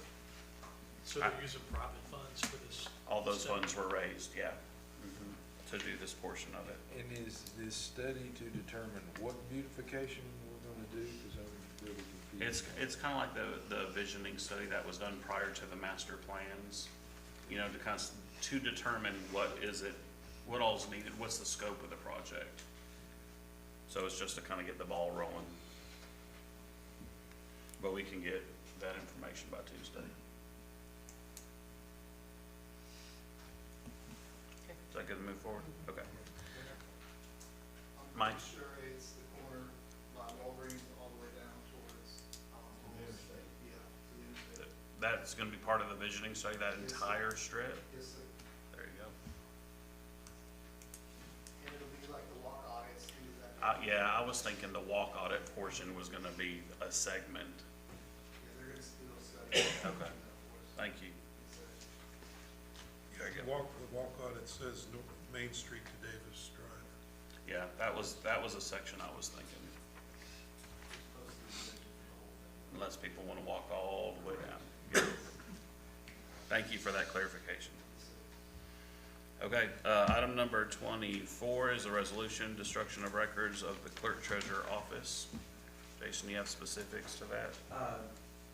Teresa has some accounts payable invoices that are supposed to be retained for 4 years, but we're sitting at the 10-year mark on some, and she'd like to get rid of those. So we've been overachievers? Yeah, overachieved. To complete the resolution, I do need a volunteer council member who can sign the affidavit saying that we're doing that. So if I have a name, I'll have that finished for Tuesday. I'll do that. I've been doing it for the district court clerk for the last few years. Thank you. Is this a shredder trucks up? I mean, how many are you talking about? I Boxes? honestly don't know how many boxes she's got of those. She brought me the affidavit and gave me the date range of what she had, but I haven't seen the space of it. A lot of boxes. Yeah. And we're gonna haul them to sanitation for shredding, is that what we're gonna do? Thank you, Don. Are we good to move that forward? Thank you. Item number 25 is an ordinance, handbook updates. There's 4 of them: a vacation policy, AI policy, a nepotism policy, and a social media policy. I believe all these are in the packets. Yeah, and technically 3 of them are just additions. We're just adding those policies to the handbook. And the vacation would be a update or package. Kim, do you want to give like the nutshell update of what, yeah, if you don't mind? Okay, so the AI policy is required by law that we have one now, and we formatted it based on a sample from the municipal league. And the city attorney looked at it and said that it was fine. And it's gonna be a policy that says what or does what? There's a copy in your packet that was laying at your spot. It's actually, I think, 3 pages long, but it kind of defines AI and the different types of AI, and it talks about employees are not allowed to use AI without reviewing. If they use AI to generate something, a memo or a policy or something like that, then it has to be reviewed. They can't just let AI generate it and put it out there. They have to check for accuracy. It has to be reviewed, those type of things. The one I'm reading right now says, number 8, what you can't do, you can't use AI to make final decisions for the city. That's it. Write or send official documents without human review, issue citations, permits, or enforcement actions. So, just. And this is law, like every city has to have an AI policy now. Right. So this draft came straight from Municipal League. Does this limit how we can use AI in the future? I don't know that I would say necessarily that it's limiting per se. I think it'll probably be updated as technology, continues to develop. I'd say we use it fairly often right now. Yeah, I just, looking at what you can't do, just, was, looked like it would be limiting sometime in the near future. I would say the intent is to protect information and also make sure that humans are still making final decisions, but it's used as a tool. And we're not just generating something and putting it out there without checking it for accuracy and making sure that it, meets the Kim, purpose. I've got a question going back on the vacation. How do you determine a key employee? What is a key employee? How's that determined? Well, I don't have it with me, but I believe there's a definition, in Department of Labor under Fair Labor Standards, there's a definition for key employees. It's typically, a lot of it's related to the salary that they make and in corporations like a CEO or COO, things like that, so. But I can get the definition for you, but there is a definition from that the Department of Labor has. And the intent of that, well, I know that's a, we were talking about AI. Is the council okay to move on past the AI one, or is there additional questions with that? Okay, the intent between, or on the vacation policy update is for recruiting. You know, if you have a higher level position, a key position, that somebody with experience that already has, you know, vacation from wherever they came from, it's challenging to recruit them to work for the city of Searcy, and basically you're starting over again and you're having to wait. And so Kim, go ahead and just give the, So the changes for the vacation is currently, no one gets vacation until they've been employed for 12 consecutive months for 1 year. So the change would be, and they get 80 hours at 12 months is what we get right now. So the change would be that if it's a department head or key employee, they would get 40 hours of that at 3 months, and then the other 40 at the 1 year, 12-month mark. Other employees that are not department heads or key employees would get 40 hours at 6 months, and then the other 40 at 12 months. So we're just giving them half of that 80 hours that they currently get at 1 year earlier in the year, either at 3 months or 6 months, depending on if it's department head, key employees versus non-department head or key employees. So that people don't have to be employed for an entire year before they have some time off. I think that's important. It just used to be if you changed jobs, you had to wait a year, and I just think it's important to induce people to be hired. I mean, when I started in 2012, I think it was fairly common, but nowadays you don't find a lot of companies that make them wait a full year. I mean, I know the state, of course, they don't distinguish between sick time, vacation time, and they just get PTO, but state employees start accruing time as soon as they're hired. So, and they get so many hours per month, so within a couple months, they could take a day off if they needed. And we don't allow them to use sick time until they've been employed for 90 days. So while they start accumulating sick time upon hire with the city, they are not allowed to use it for 90 days. So then, if it's something outside of sick time, I mean, they can always miss and not be paid, but, you know, that's not ideal for a lot of people.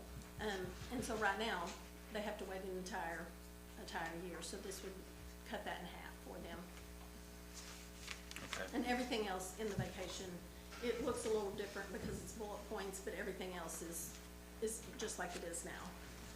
Kim, do you mind to also touch on the nepotism policy? We don't currently have one. We do not currently have a nepotism policy, and we've developed one. Sorry. We got a couple samples, and kind of put together what we thought would work for us and developed a nepotism policy, and we would like to just add it to the handbook.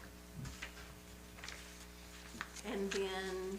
The social media is one we already have in practice. We just want to add it to the Right, handbook. social media policy we adopted and had everybody sign acknowledging that we had it, and they have to abide by it, but we just want to add it to the handbook and make it part of the handbook.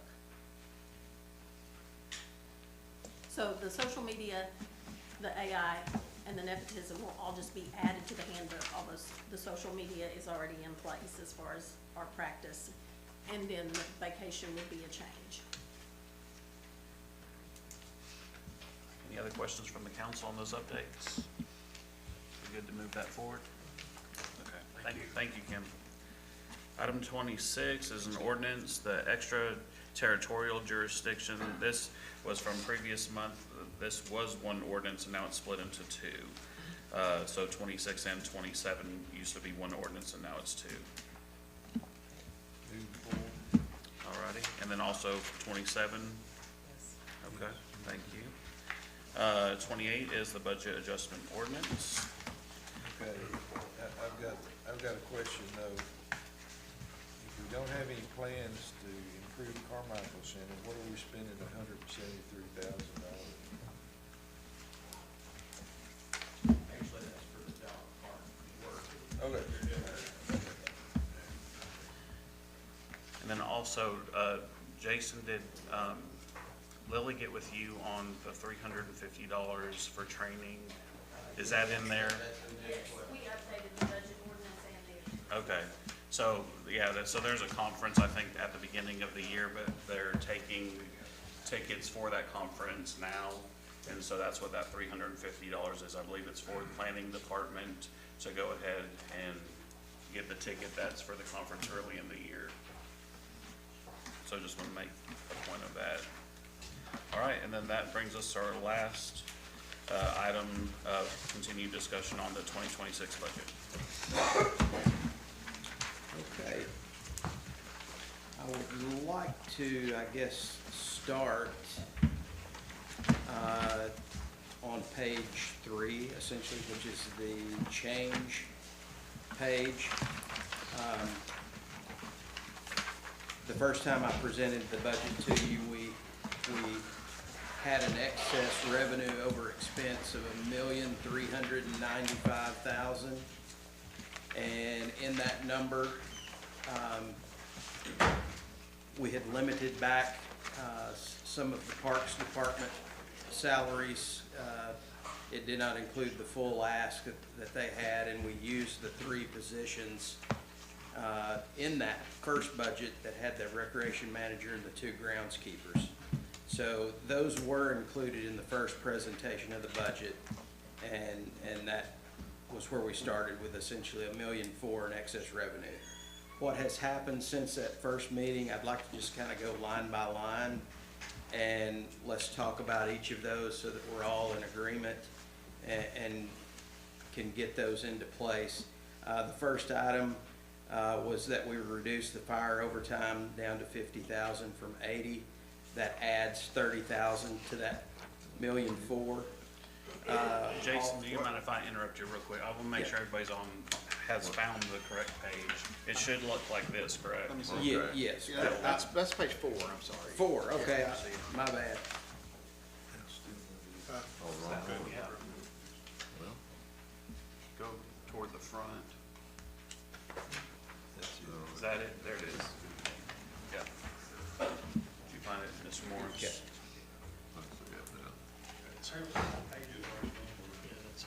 Okay. Yeah, page 4, you got it right there, David. Yeah, that's it. That's it. Okay, thank you, Jason. Okay.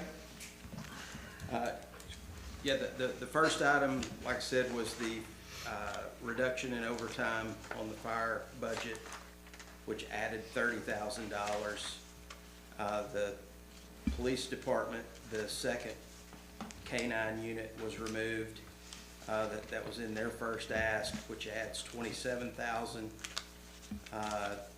We took the translation services out, $10,000 on the mayor's budget. But since then, I also got a letter that I sent out for consideration from Linda Courts, saying that really is something that we could use. But, so I wanted to, after you've considered what she has recommended or said is potentially a need, do you want to put that back, or do we just go without that? I would suggest we put it back because we continue to run into problems with translation, and it's not just Hispanic. I'm talking about a whole bunch of different languages, and it keeps delaying cases, and backing up the docket.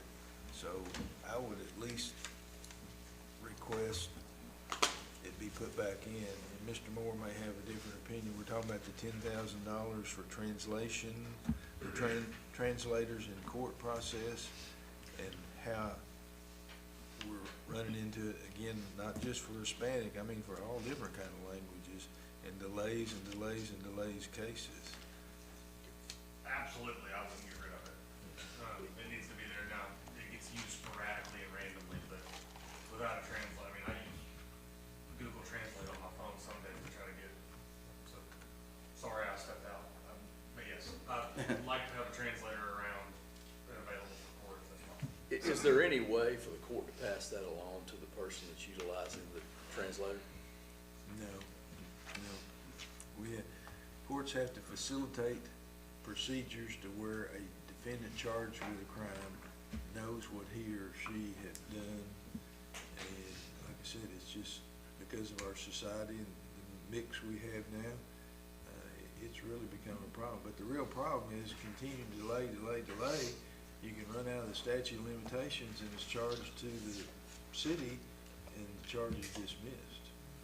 Yeah, according to Linda's letter, it says, when we know somebody is coming to court, we can order an interpreter through the state system, but if it's a walk-in, they have no control over that. And, I even downloaded I bought a subscription to the app to try to teach myself Spanish, and I wasn't very disciplined about doing it, but, yes, I think that's an important, if that has been in there in the past, I would really not like to not see that go. well, it is a new item. Oh, it's a new item. Yeah, it was one to add, that was added in initially. That actually changes my opinion. I apologize, I stepped out. The reason it's so sporadic is because we're chasing having money that would timely help and at our schedule as opposed to the schedule of whenever we can get somebody on the phone would be very critical. Yes. So you can't, with the sporadic nature of, you can call the state for help when you know? If you know they're on the docket, it can be ordered ahead of time. But according to her letter, she says there's a lot of walk-ins. And I don't know anything about this, I'm totally shooting from this. So, $10,000, how far is that gonna go with walk-ins, and how many different languages is that going to help with? I mean, it seems, if the problem is this much, it seems like 10,000 is very little. I mean, am I wrong? No, I don't know anything about what's happening, so. This is a partnership with the city, potentially, and El Puente, where they could offer support services for translations. But it's on an as-needed basis. As-needed basis. We may not use all of it, we'll find out. I don't know that it's gonna be enough. I don't know if it's gonna be too much, but I'd like to see it happen for 26 so we can get a gauge, because there are more qualified translators than I think everyone realizes.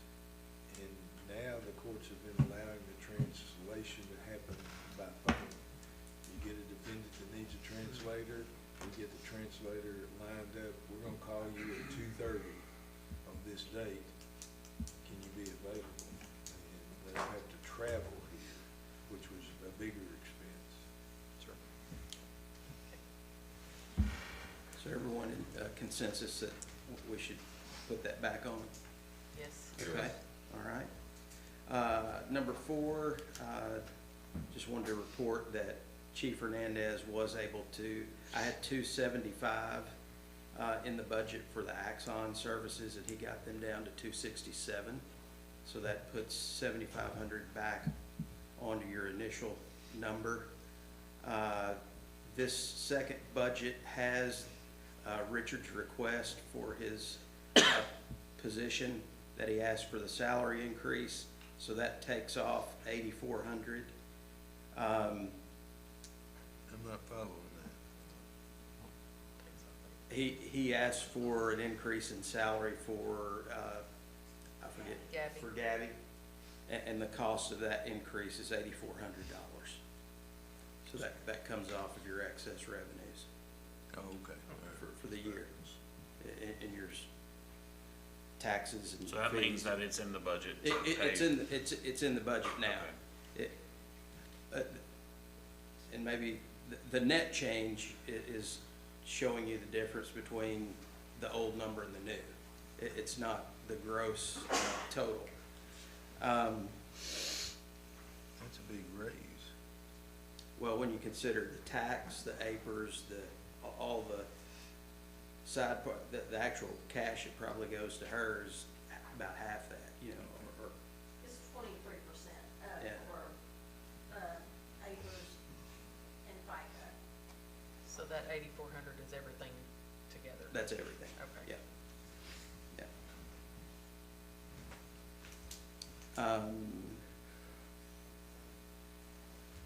The 6th item was the letter that we inserted based on Chuck's request for the Humane Society and Animal Control. That was a $16,000 reduction And I know Chuck is here tonight, and I didn't know if anybody had any questions about his additional requests that he put in there or not, or if you just wanted to. It's a reduction. Yeah, if you put the 16,000 that he asked for into the budget, it reduces your excess revenues by the 16,000. So it's a cost. It's a cost. Yeah. Are y'all So, comfortable? Jason, just for clarity, which I understand what you're saying as far as reduction in excess revenue, but just for clarity, if you can just say if it's in the budget, you know what I mean? Like that $16,000 is in the budget. Okay, all right. It's in there, Mr. Morris. It's in there. Thank you. I guess my question is, do you have any questions for him as to the amount, or if you need anything changed? What was the 16,000 for? Primary? We have 3 line items.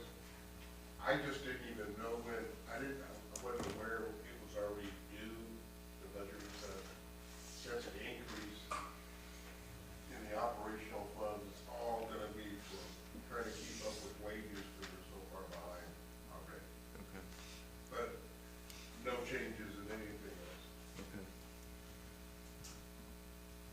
All right, our workman's comp quote came in better than I had predicted. I had 7% increase. It was actually only 2, so that adds to the bottom line. The 8th item is the difference in the health premiums. I had included a little bit of a discount, but when you got the full discount added in, that number really swelled up the excess revenues. There was also some money received this week actually, $4,500 given to us from Everett Kia, where the revenue is going to show up in 25, but we're going to have to expense that in 26 for a spring employee event. So that will reduce the budget next year as well. Jason, can I interrupt you Yeah. real quick? Yeah. Just going back to the health premium, would this be a good time to go ahead and mention that agreement that we're working on? You all want to go ahead and explain the agreement that's needed, we need a signature on? That's with, It is with CAS, yeah, who is the administrator of the health reimbursement agreement. After talking to them some more this week, it seems as though the most likely and best solution will be to also incorporate sort of a flexible spending with the $2,000 reimbursement of the deductible, so that they don't struggle to come up with the 500 initially. With a flexible spending, they will have that access to that before they go to the pharmacy or the doctor. And we're trying to work out those details, but I think it's going to work really well.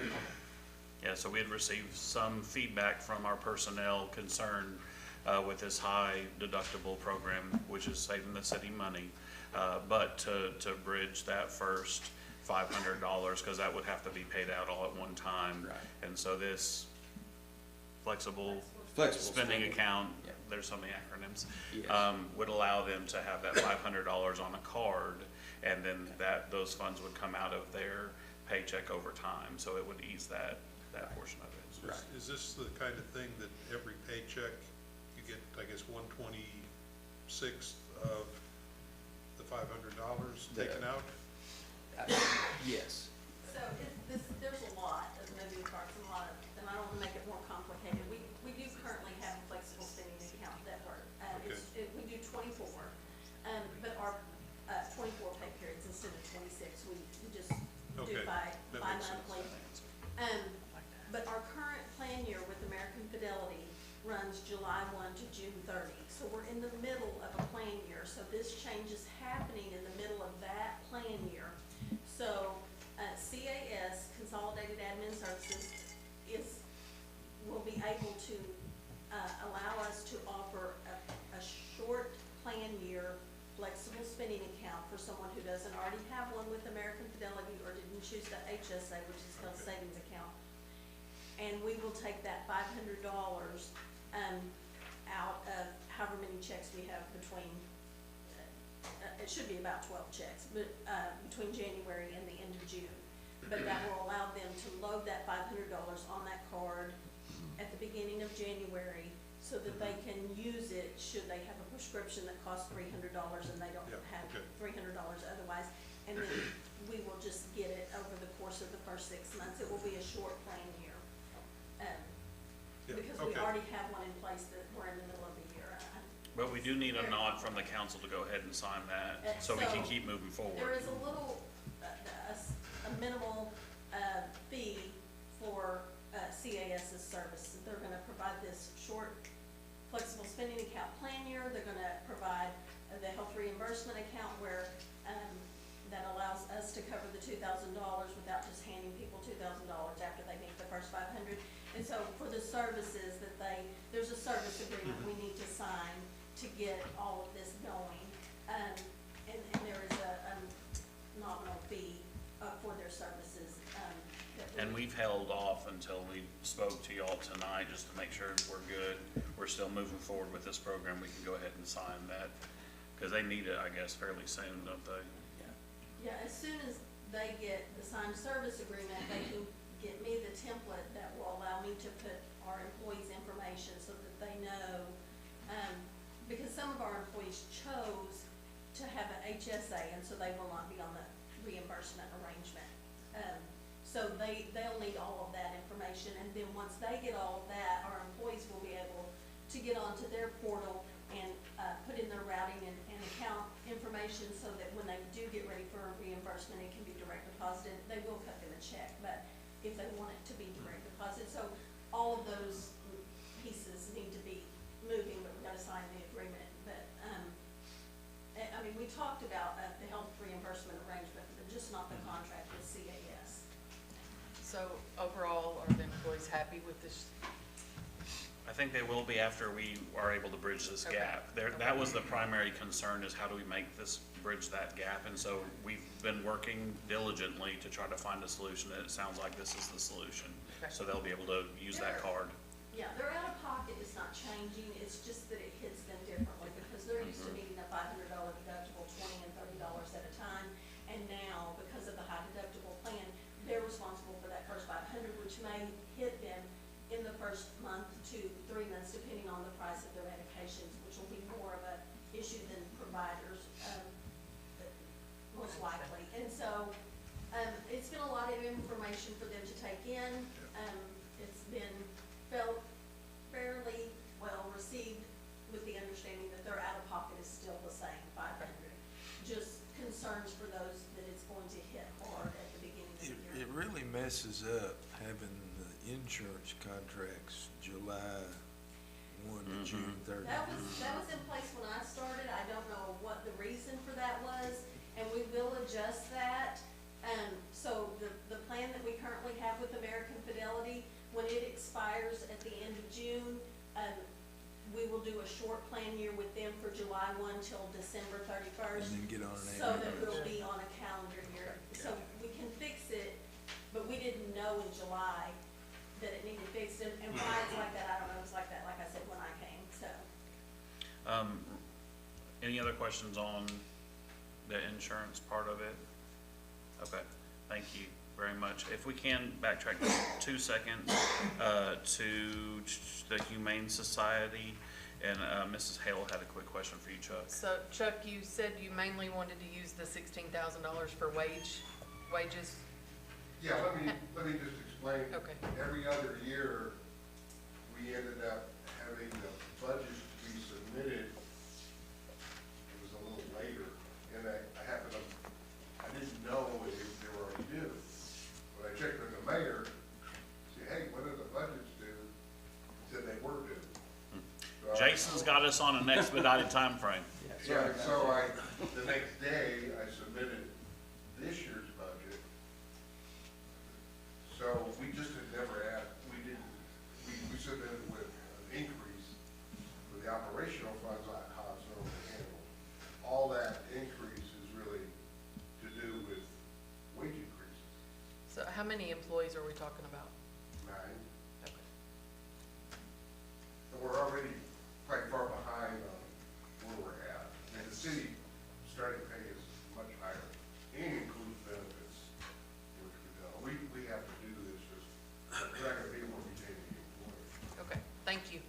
Chuck. Okay, I'm sorry, Jason, thanks No, for. that's okay. Jason, I'm sorry, I have a hard time figuring out net, gross, parentheses, okay? But you start here on the first presentation, excess revenue over expense was $1.3 million. Correct. Then we go down through the ones we just discussed, and excess is up to 1.9. Correct. Then if we deal with these other needing decisions and they're all approved, we're gonna go back down to 1.5, correct?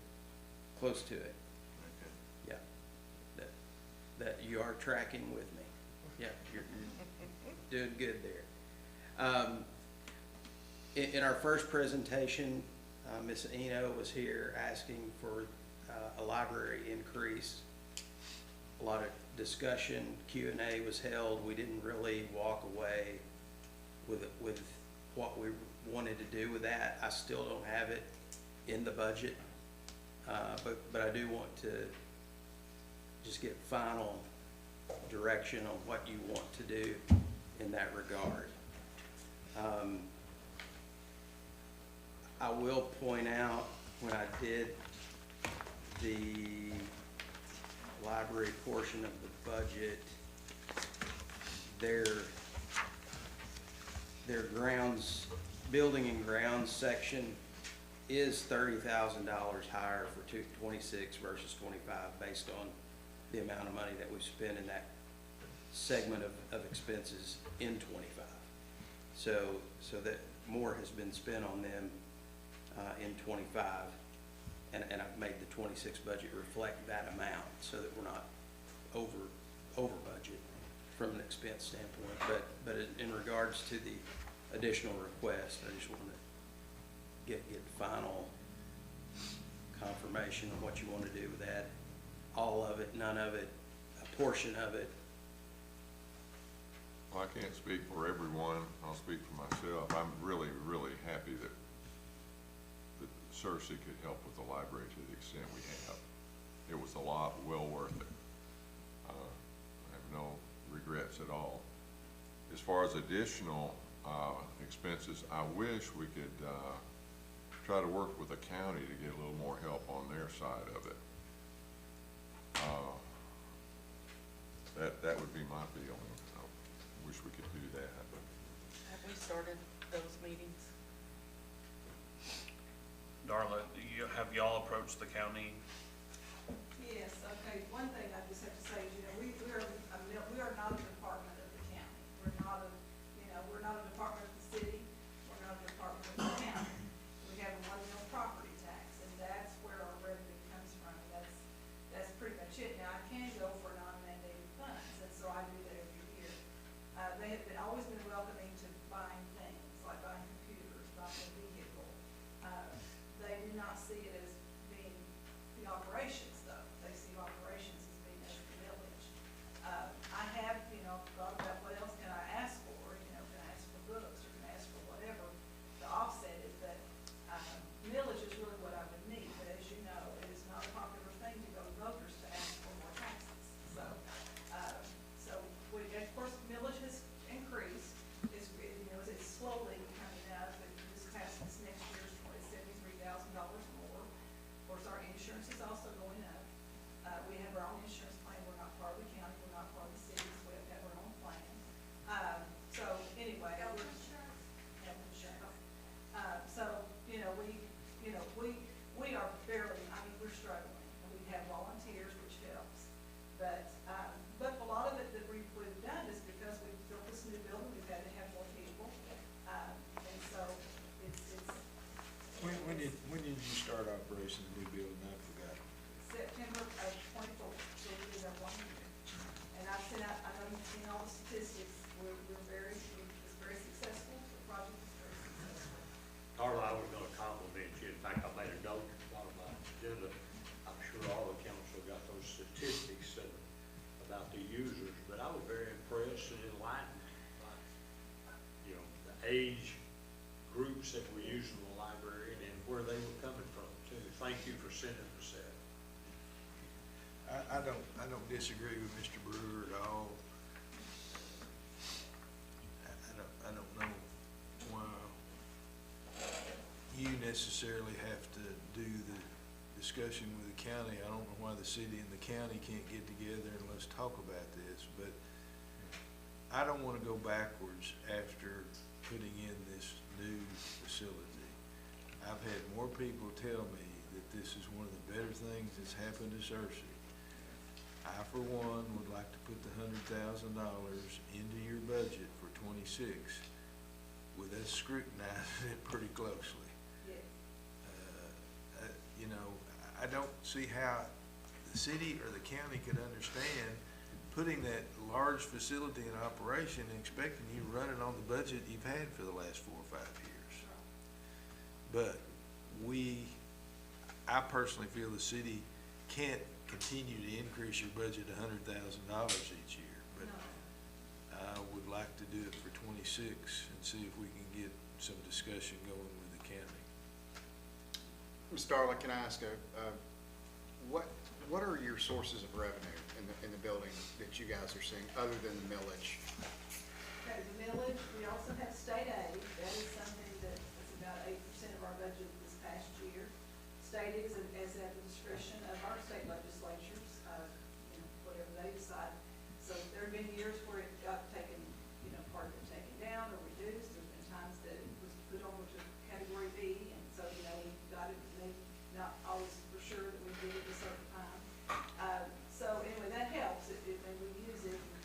Actually, the state aid is what helped us purchase, when we went with the city to purchase the building. We had some state aid that had been saved for over some 20-something years, so we try to keep state aid whenever possible for capital projects that we might need, like we don't do with the building, ball knob and so on. So state aid is one, millage, and then the money, the help that we get from the city for that, and also BD, they pay for a staff member at the BD library. And then we have some federal assistance for our E-rates. We have E-rate, which is a discount on our internet service, which that's something we don't receive the money, but we actually give a discount. So that's the source we have. So do you, like the coffee shop, do they pay rent? They pay rent, but that actually goes to you. So that's one thing, I don't know if it's if it's things, whatever, but it's $1,000 a month, and it goes, comes back to the city. I thought we talked about if they were gonna operate it, we were gonna let them keep the funds. Now, the agreement was that we would promptly turn the money over back to the city, so we do. What about room rental? Do you charge anything for room? We do not. But we're mostly nonprofit, we're a public library, so, we have workshops, we have, we don't really do private parties. We don't do birthday parties or, family reunions or anything like that. How much is that coffee shop producing? Do you happen to know, Jason? I really don't. It's $1,000, they have a lease fee, basically really Oh, free. okay, So okay. it's $1,000 a month. So the lease money comes back to the city? Yes. We're subleasing, see, you own the property, so we're subleasing. Gotcha. And what exactly are you gonna use the $100,000 for? It's for staff, it's for staff, and, we added more people, and then, of course, and since we've even had our original agreement, there have been, it's 2 or 3 years now, I guess, and so, those salaries have gone up, and then the expenses for health insurance have gone up, quite a bit this past year, and this coming year is another bit. So, that's taking part of it, and of course, if there's any kind of increase in salary, then of course, the aprons goes up, everything goes up, so, it's just, and we do have a lot of volunteers, which is great, but we still cannot put those people as responsible for a lot of the times, on the schedule. We have to kind of work when they're available, so. So this is for staff that's already established? Yes, Okay. yes. We could add a part-time person, I don't know, that was, when I asked originally, I thought to do that. At this point, I think it would just be helping us with our, and, one thing too is, our millage also comes in November, so we have several months that we're just, we don't really have a lot of money in the bank. So we have a cash flow thing, we have to really watch our cash flow. This past year, we actually had a line of credit for about 3 months.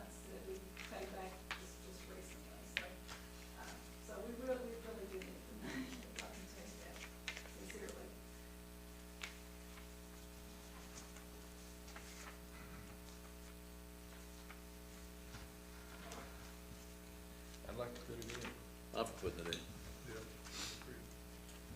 Mayor, Sir, are we finished with library discussion? almost.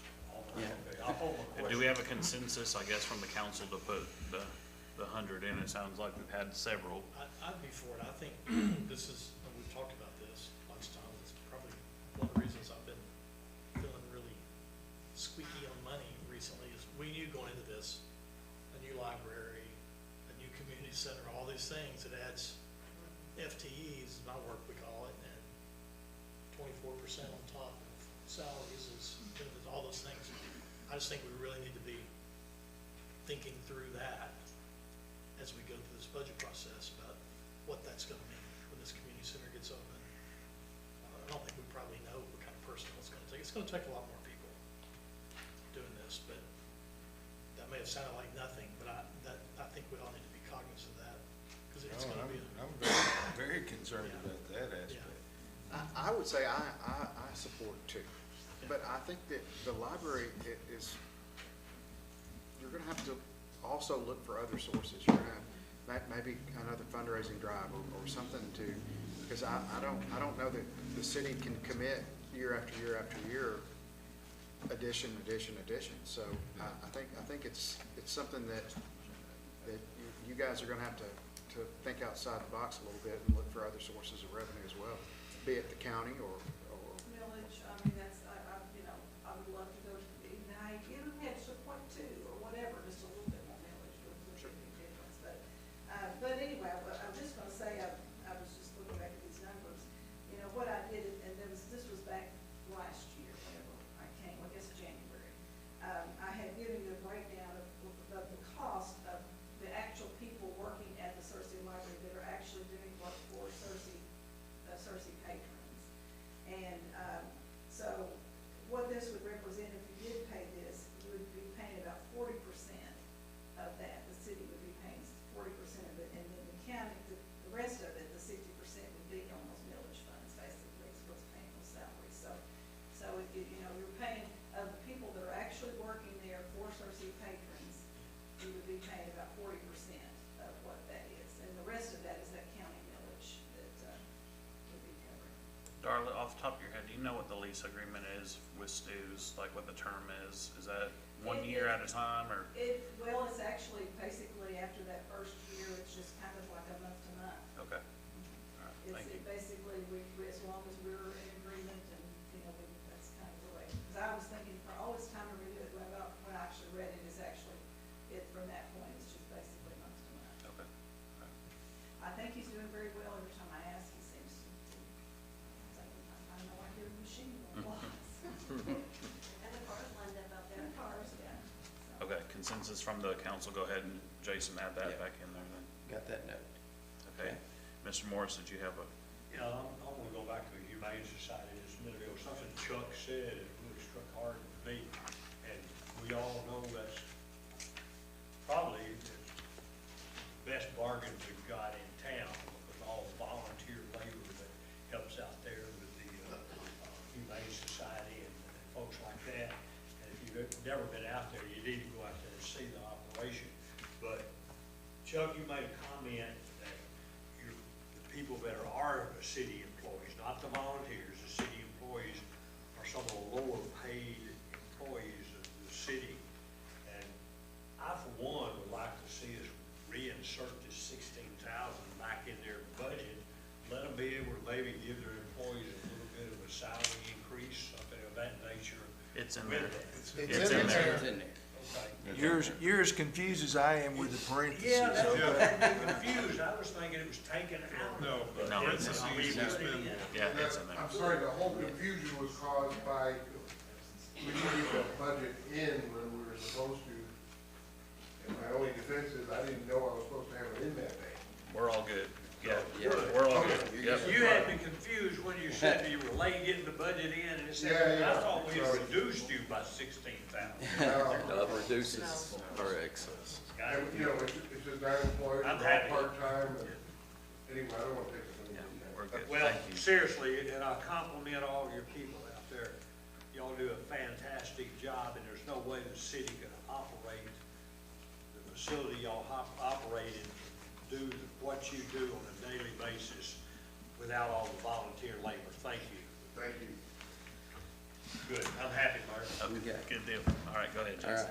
right. Number 11, I wanted to show you, I do have those 3 positions that were included in the first draft out of this one, which adds the 154,362 back to the budget, or to the net excess revenues. What 3 positions is this, Jason?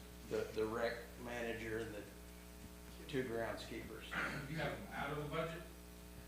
For this presentation, but we're gonna Just talk one about second, trying just to, one second, yeah. trying to figure out Yes, sir, I'm sorry. what portion, What Jason's saying is those positions were in the original budget, and then they're out of the budget currently, but they're being discussed again right now. yeah. I know that we threw around the idea of the timing of it and accounting for, instead of a full year, which this amount equates to, is doing it based on date of hire and doing a portion, a smaller percentage rather than a full.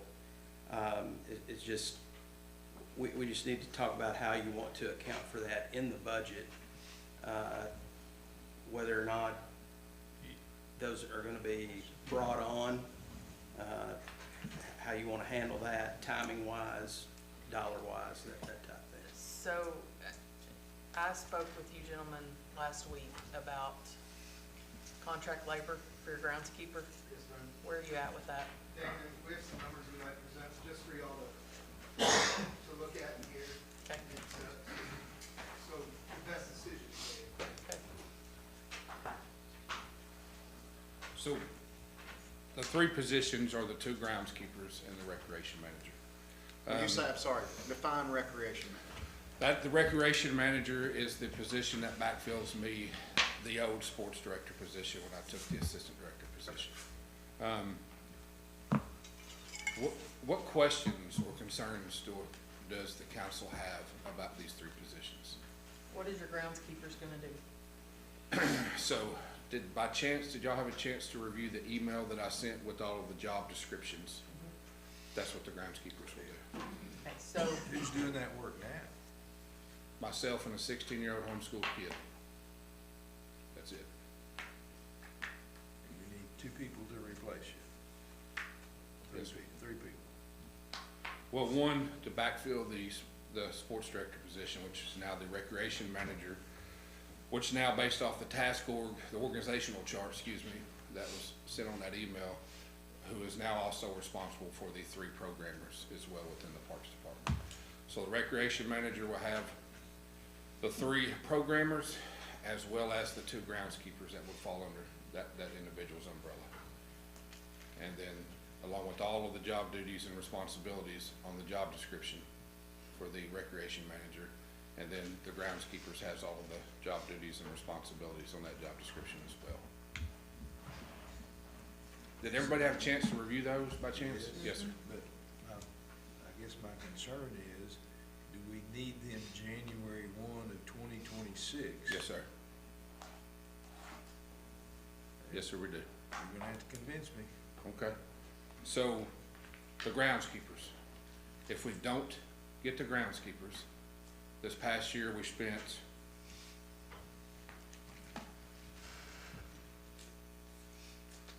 $98,520 for 7 personnel for 3 months out of the year. That's 7 high schoolers that kept up with the grounds at the sports complex every day, 4 days a week, 6 hours a day, 24 hours a week for 3 months.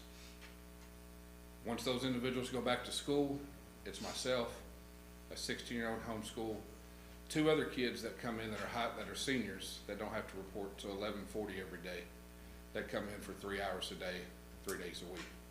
That cost is separate from the 3 months of 7 employees at 6 hours a day, 4 days a week. So you have 98,000. Excuse me. Let me back up. I'm sorry. Forgive me. $98,520 at that cost, or the 2 full-time groundskeepers you can hire at $80,588. That's with the 23% for APRS and FICA. So you wouldn't have these employees? So 7 employees full-time during the summer, that is correct. Damon, today was not a day you would work outside at the ball fields. I think we would all agree. What are those two people gonna be doing on days like today? So we have a facility here that sometimes we may have, community service. There's 4 concession stands that are there in that location. You've got 2 off-site concession stands. You've got restrooms. There's stuff to keep them busy during the day. So what about the lady at Berry Hill Park? Does she not do some of that? She don't touch anything to do with concession stands or, Or the bathrooms or anything like that? oh, she handles that, yeah, Oh, that's not me. That's what I'm saying. So is she a groundskeeper? I don't know, you'd have She to does talk to maintenance. Jeff about that. But, to hire the 2 full-time personnel, it would be a savings to the city of $17,932. To me, I'm good either way, whether I got contract labor or the 2 groundskeepers, makes me no difference. The recreation manager position is a must. And I'll tell you what, I can't continue to work at the out-tempo that I'm working at. That's where I'm at.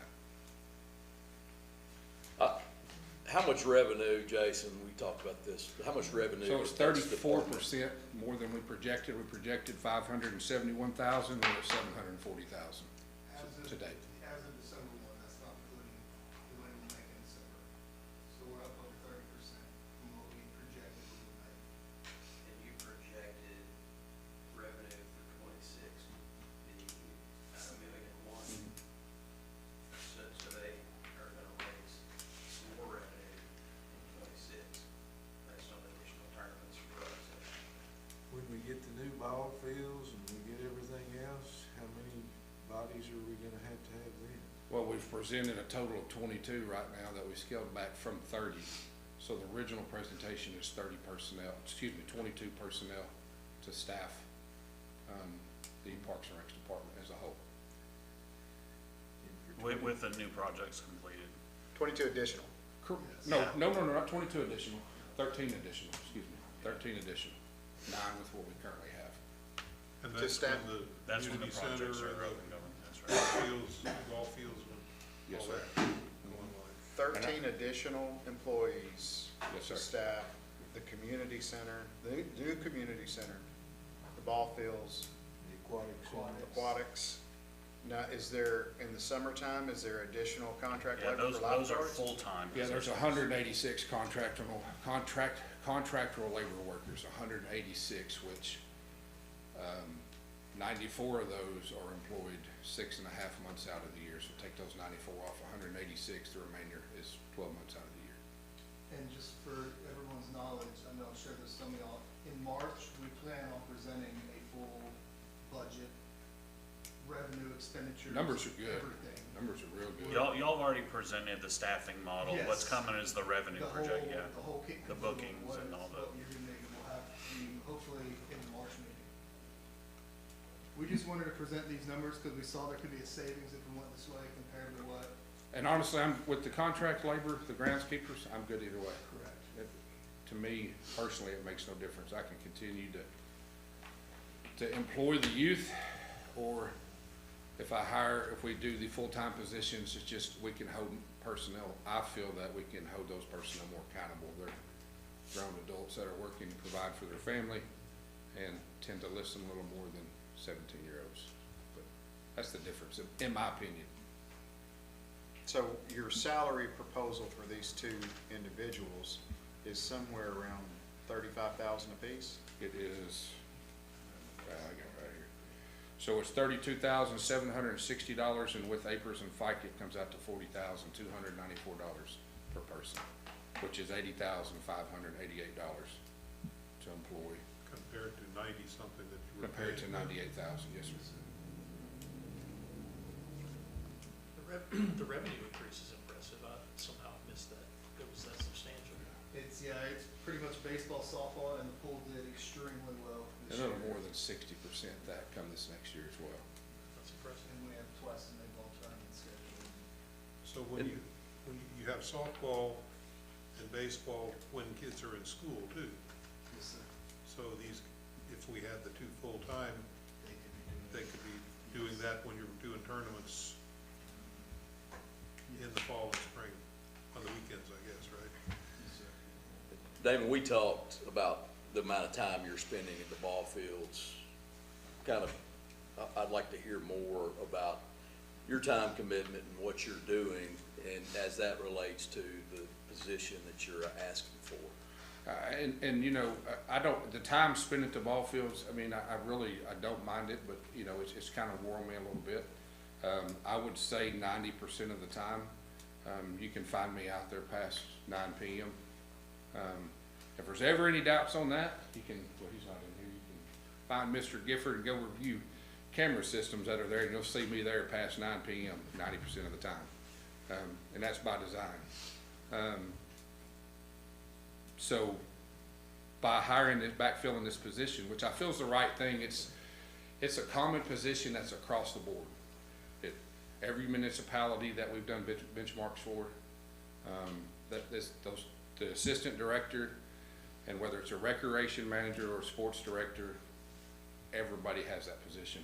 I feel it's important. Those are probably, outside of your director, probably your most important position is that recreation/program director.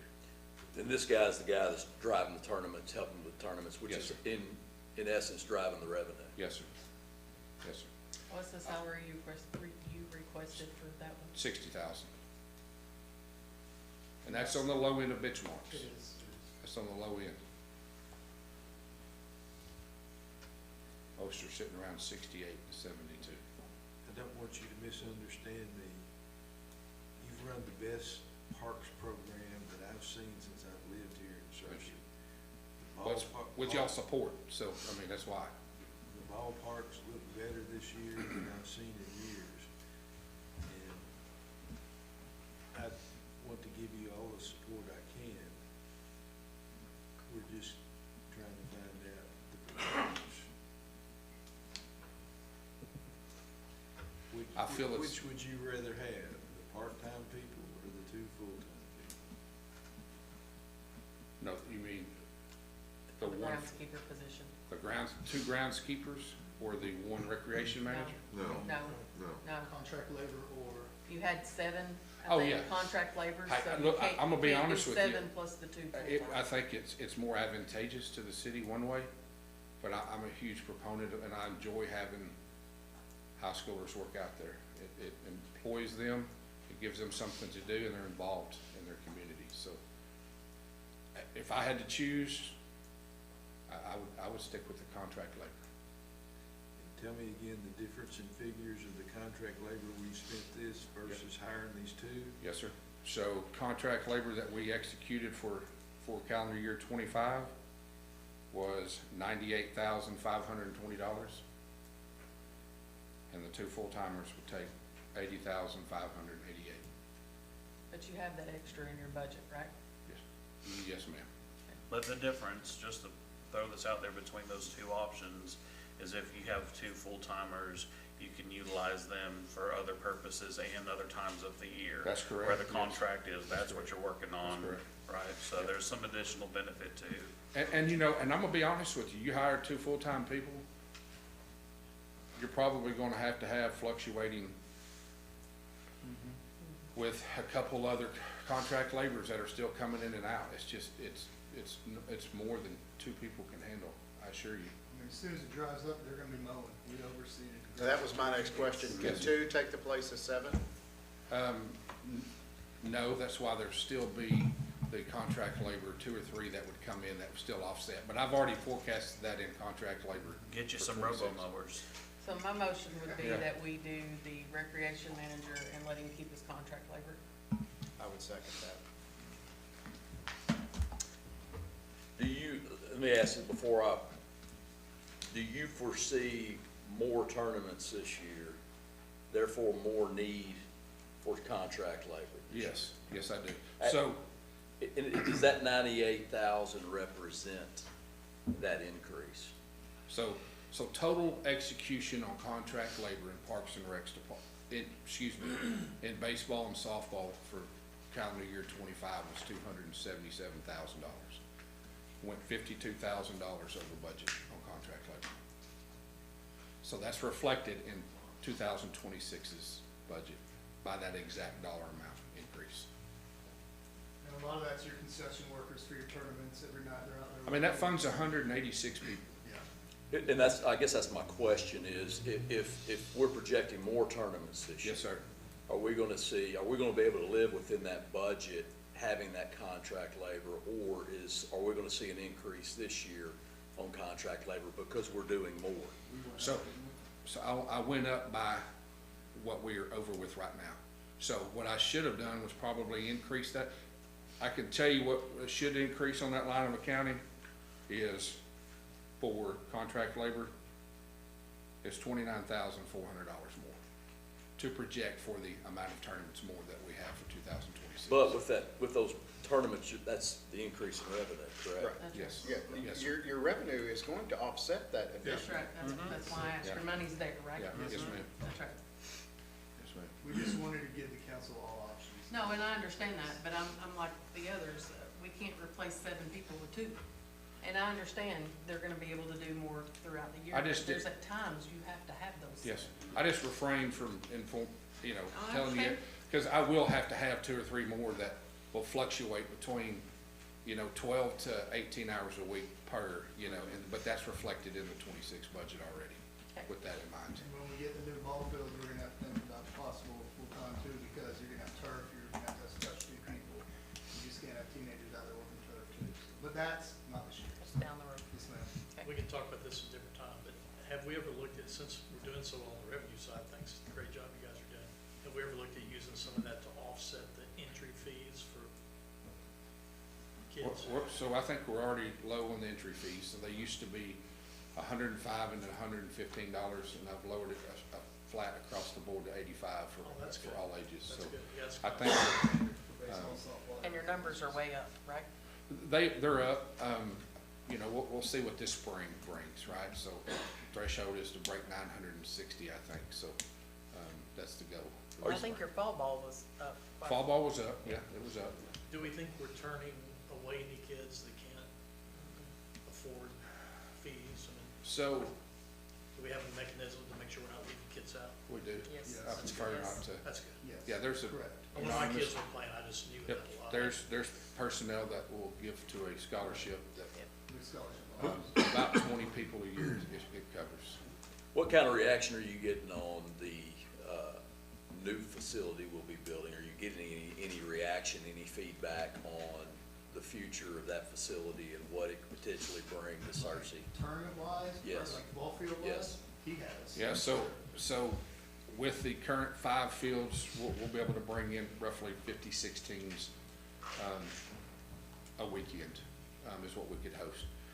Right now, we're hosting around 40 to 46 with our existing fields, so that you take that in addition to the 50. So I think you'll have a happy medium between 56, once you fill that, and half of these fields will still be utilized. There's not enough space, we won't have enough fields to support over there at the new complex. 5 fields just, what's Richard at? 5 fields just doesn't get it, right? So I'm working with what we have, those 5 fields, and I figure probably 1 quadplex over here, whether it's the baseball or softball side, will be full. So I figure those 5 and these 4 fields will be full at all times. And it's not just baseball on the calendar day, we're We doubling picked up 6 Yeah, softball tournaments in the spring and 4 in the fall, so we picked up 10 there with USA softball.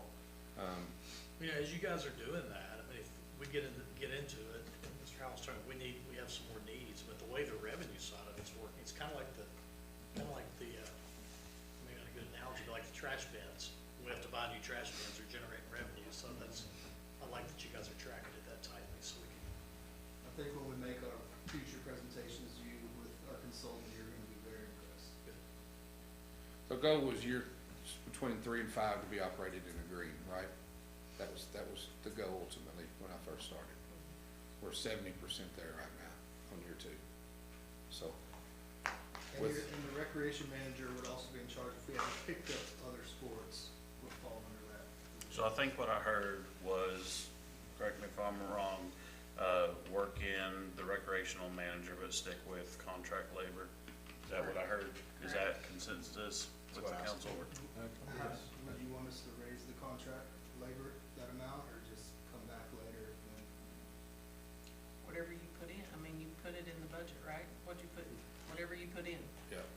should Okay. probably be But he in mentioned like another 29,400. for the growth. Yep, for the growth of the tournaments. Say Put that in. But we can come back mid-year, kinda like we did last month, how we pulled from the requested from the general fund to bring those line items back up to a zero balance, you know?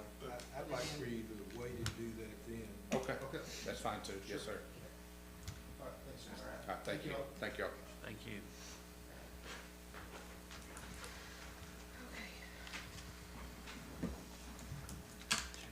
Okay, number 12 is a invoice that we were given to cover the cost to renovate the Legion Hut. I know that in conversations, there still may be some adjustment to that amount down because they have some grant money to finish spending out in 25 that should reduce that some more. So my question was, would you rather me just take that completely off the budget and then do it sort of like we do a project and vote and then set that aside in Fund 14 to pay it when it comes up? I'm confused. You said you received an invoice. Or It was a an cost estimate. A request, Cost estimate. okay. Yeah. It was cost estimate. Yeah, it's a cost estimate. Okay. Yeah. It But- really is a project. I Yes, mean, let's track it like a project. yeah, it's a project. Okay, I so, will say this, though, over the years, y'all done a fantastic job doing what you can with grant funds. It's a facility that is sitting there year after year. It has a potential to also generate revenue. I mean, I think we need to finish this thing and get it generating revenue. We can't just let it, because the improvements that have been made, the longer you let it sit there, you're gonna lose the value in that, so. You know, the first thing that was done with the very first grant money was a new roof, and that roof's 6 years old now. Yeah. We need to move on.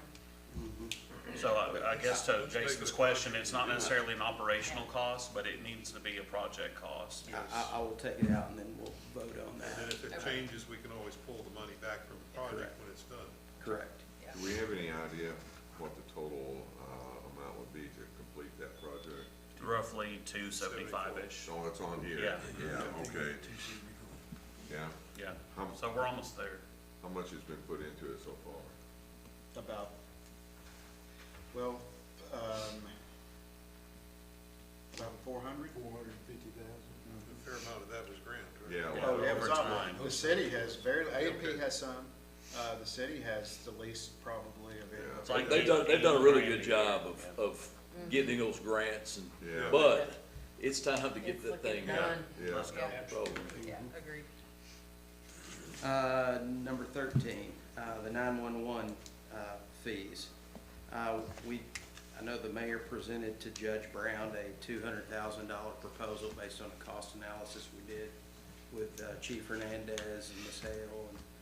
And we tried to put together a fair estimate of what our cost and cost share should be. According to the mayor, they've not responded to that, but I know that last year it was around 187,000 or 3,000. Taking it to 200 is $16,000 off the bottom line. I'll be frank, I'm not for sure we need to pay a dime. 100%, I agree with Don. We, I know you do. Yeah. we didn't ask for the law to be changed. State legislature decided that there needed to be a countywide 911 system, okay? And some of the fees that the county's asking the smaller cities to pay, they're really struggling. And should we support it? It's a need that every county has, but this is a county function. And until we can get the county to talk to us seriously about justifying this expense and that expense, I'm not for anything right now. I'm not saying I won't Just change. completely remove it from the budget. And there's other things at play there too, and such as we've talked about district court and the imbalance in district court. Well, I think these things all need to be settled at the same table at the same time. So I don't want to just say, here's whatever you're asking, they first asked for over 400,000, right? Well, it wasn't It wasn't an ask. to be clear, yeah, it It was wasn't an sort of ask, a- it was a split of call breakdown. volume and cost. So they sent a our letter saying percentage. Cersei's portion was over 400,000. Right, right. But then said, okay, it's 390 or 380. Right. Okay, woo, thanks. But then, you know, we're saying 200, well, there, I still see a huge imbalance in district court and library and other things. I think we need to sit down and work these things out as a whole, because I don't see much, I don't see a lot of movement from them. I see a lot of movement from our checkbook. I thought we were gonna do that. I thought we were gonna try to set up meetings with Judge Brown or the treasurer, whoever. Have we tried that? He's sent her things and has gotten no response. But when we send her Everything- a notice that we're taking $200,000 out, maybe we can get their Yeah. attention. They probably asked us for a meeting. When they don't get that City of Cersei envelope in the mail, maybe she'll call. Yeah. Okay. Well, I'm not saying write the check, stick it in an envelope, but you could budget for it in case there is something that, you know, just to say we knew that this was a potential expense. But if, I'll do whatever you want me to do. We can always amend the budget. Yeah, exactly. I will totally remove it. My understanding at this point is that the county has in their budget that they've approved the full cost of operating the 911 center. So that's where we're at right now, is that they have, because it has to operate, right? And so they have that in their budget right now. Is there any downside to us if we didn't pay? Is there any, No. service is gonna be worse or anything? No, It shouldn't be, should it? no. The law's pretty clear. They've got to set up this system and operate. But would they do that with their county people as opposed to calling our guys Well, when a call comes in? I understand there's been some problems with the operation of it, but by now it should be up and running, but I don't. I wish the law had never been changed because I thought we had one of the best dispatch systems in the state. And on that, this same note, can I ask a question? It's very much related, but I'm skipping up to the PD budget. There's a 911 equipment upgrade for $59,390. The chief and I talked about that. That was an error and that was left in there. So I'm gonna take that out as well. Okay, so that, strike that. Yeah, strike that. Okay. That should not be there. Okay.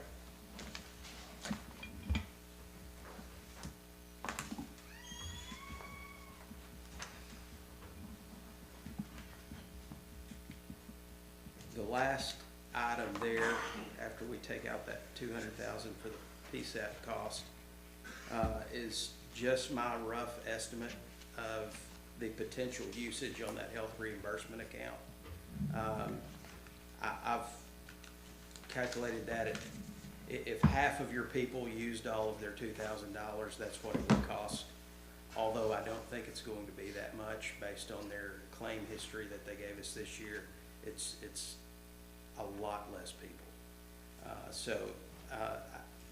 That would be a very conservative cost estimate, but I needed to put that in there because we will spend some money as we reimburse these deductibles. So, Yep, makes sense. Yep. and then with the striking that Roger gave me on that, that was the last of the items that I have that I wanted to go over with you, but I know most of you got a budget yesterday or day before and have been looking at that. And I didn't know if there were any other questions you might have of me, but. I'm gonna need a little more time to look at everything. Okay. I think no doubt there are questions to come, but I agree with Don. I need to take a little longer look. Okay.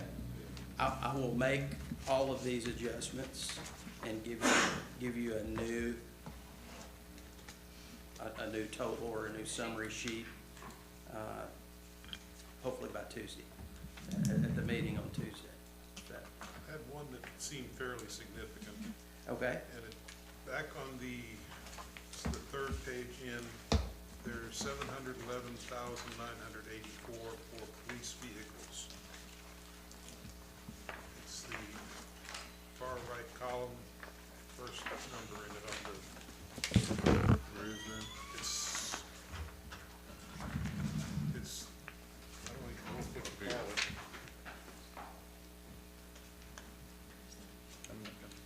are you looking at the page with the charts on it?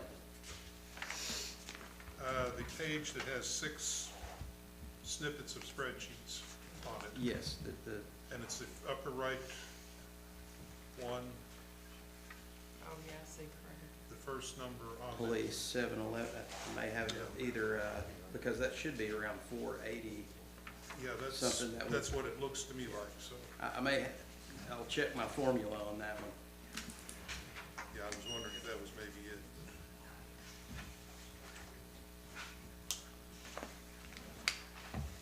So 711 is not correct. It's, There's for the 430. cars that they want to replace, it was around 480 to 490. And when you go to their actual budget, a little further back, you'll see that. But I'll shut up now.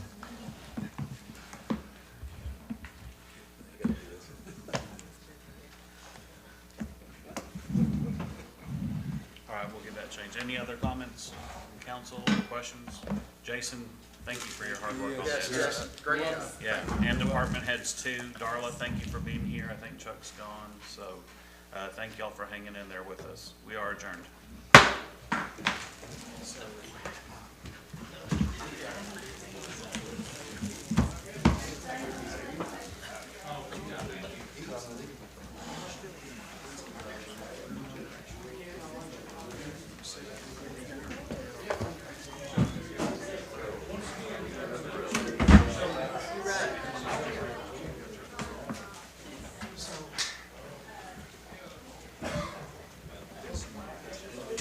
What is it?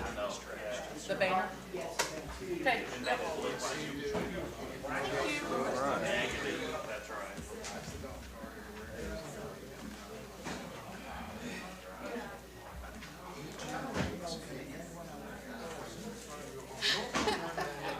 Right? Oh, I didn't put my jacket on.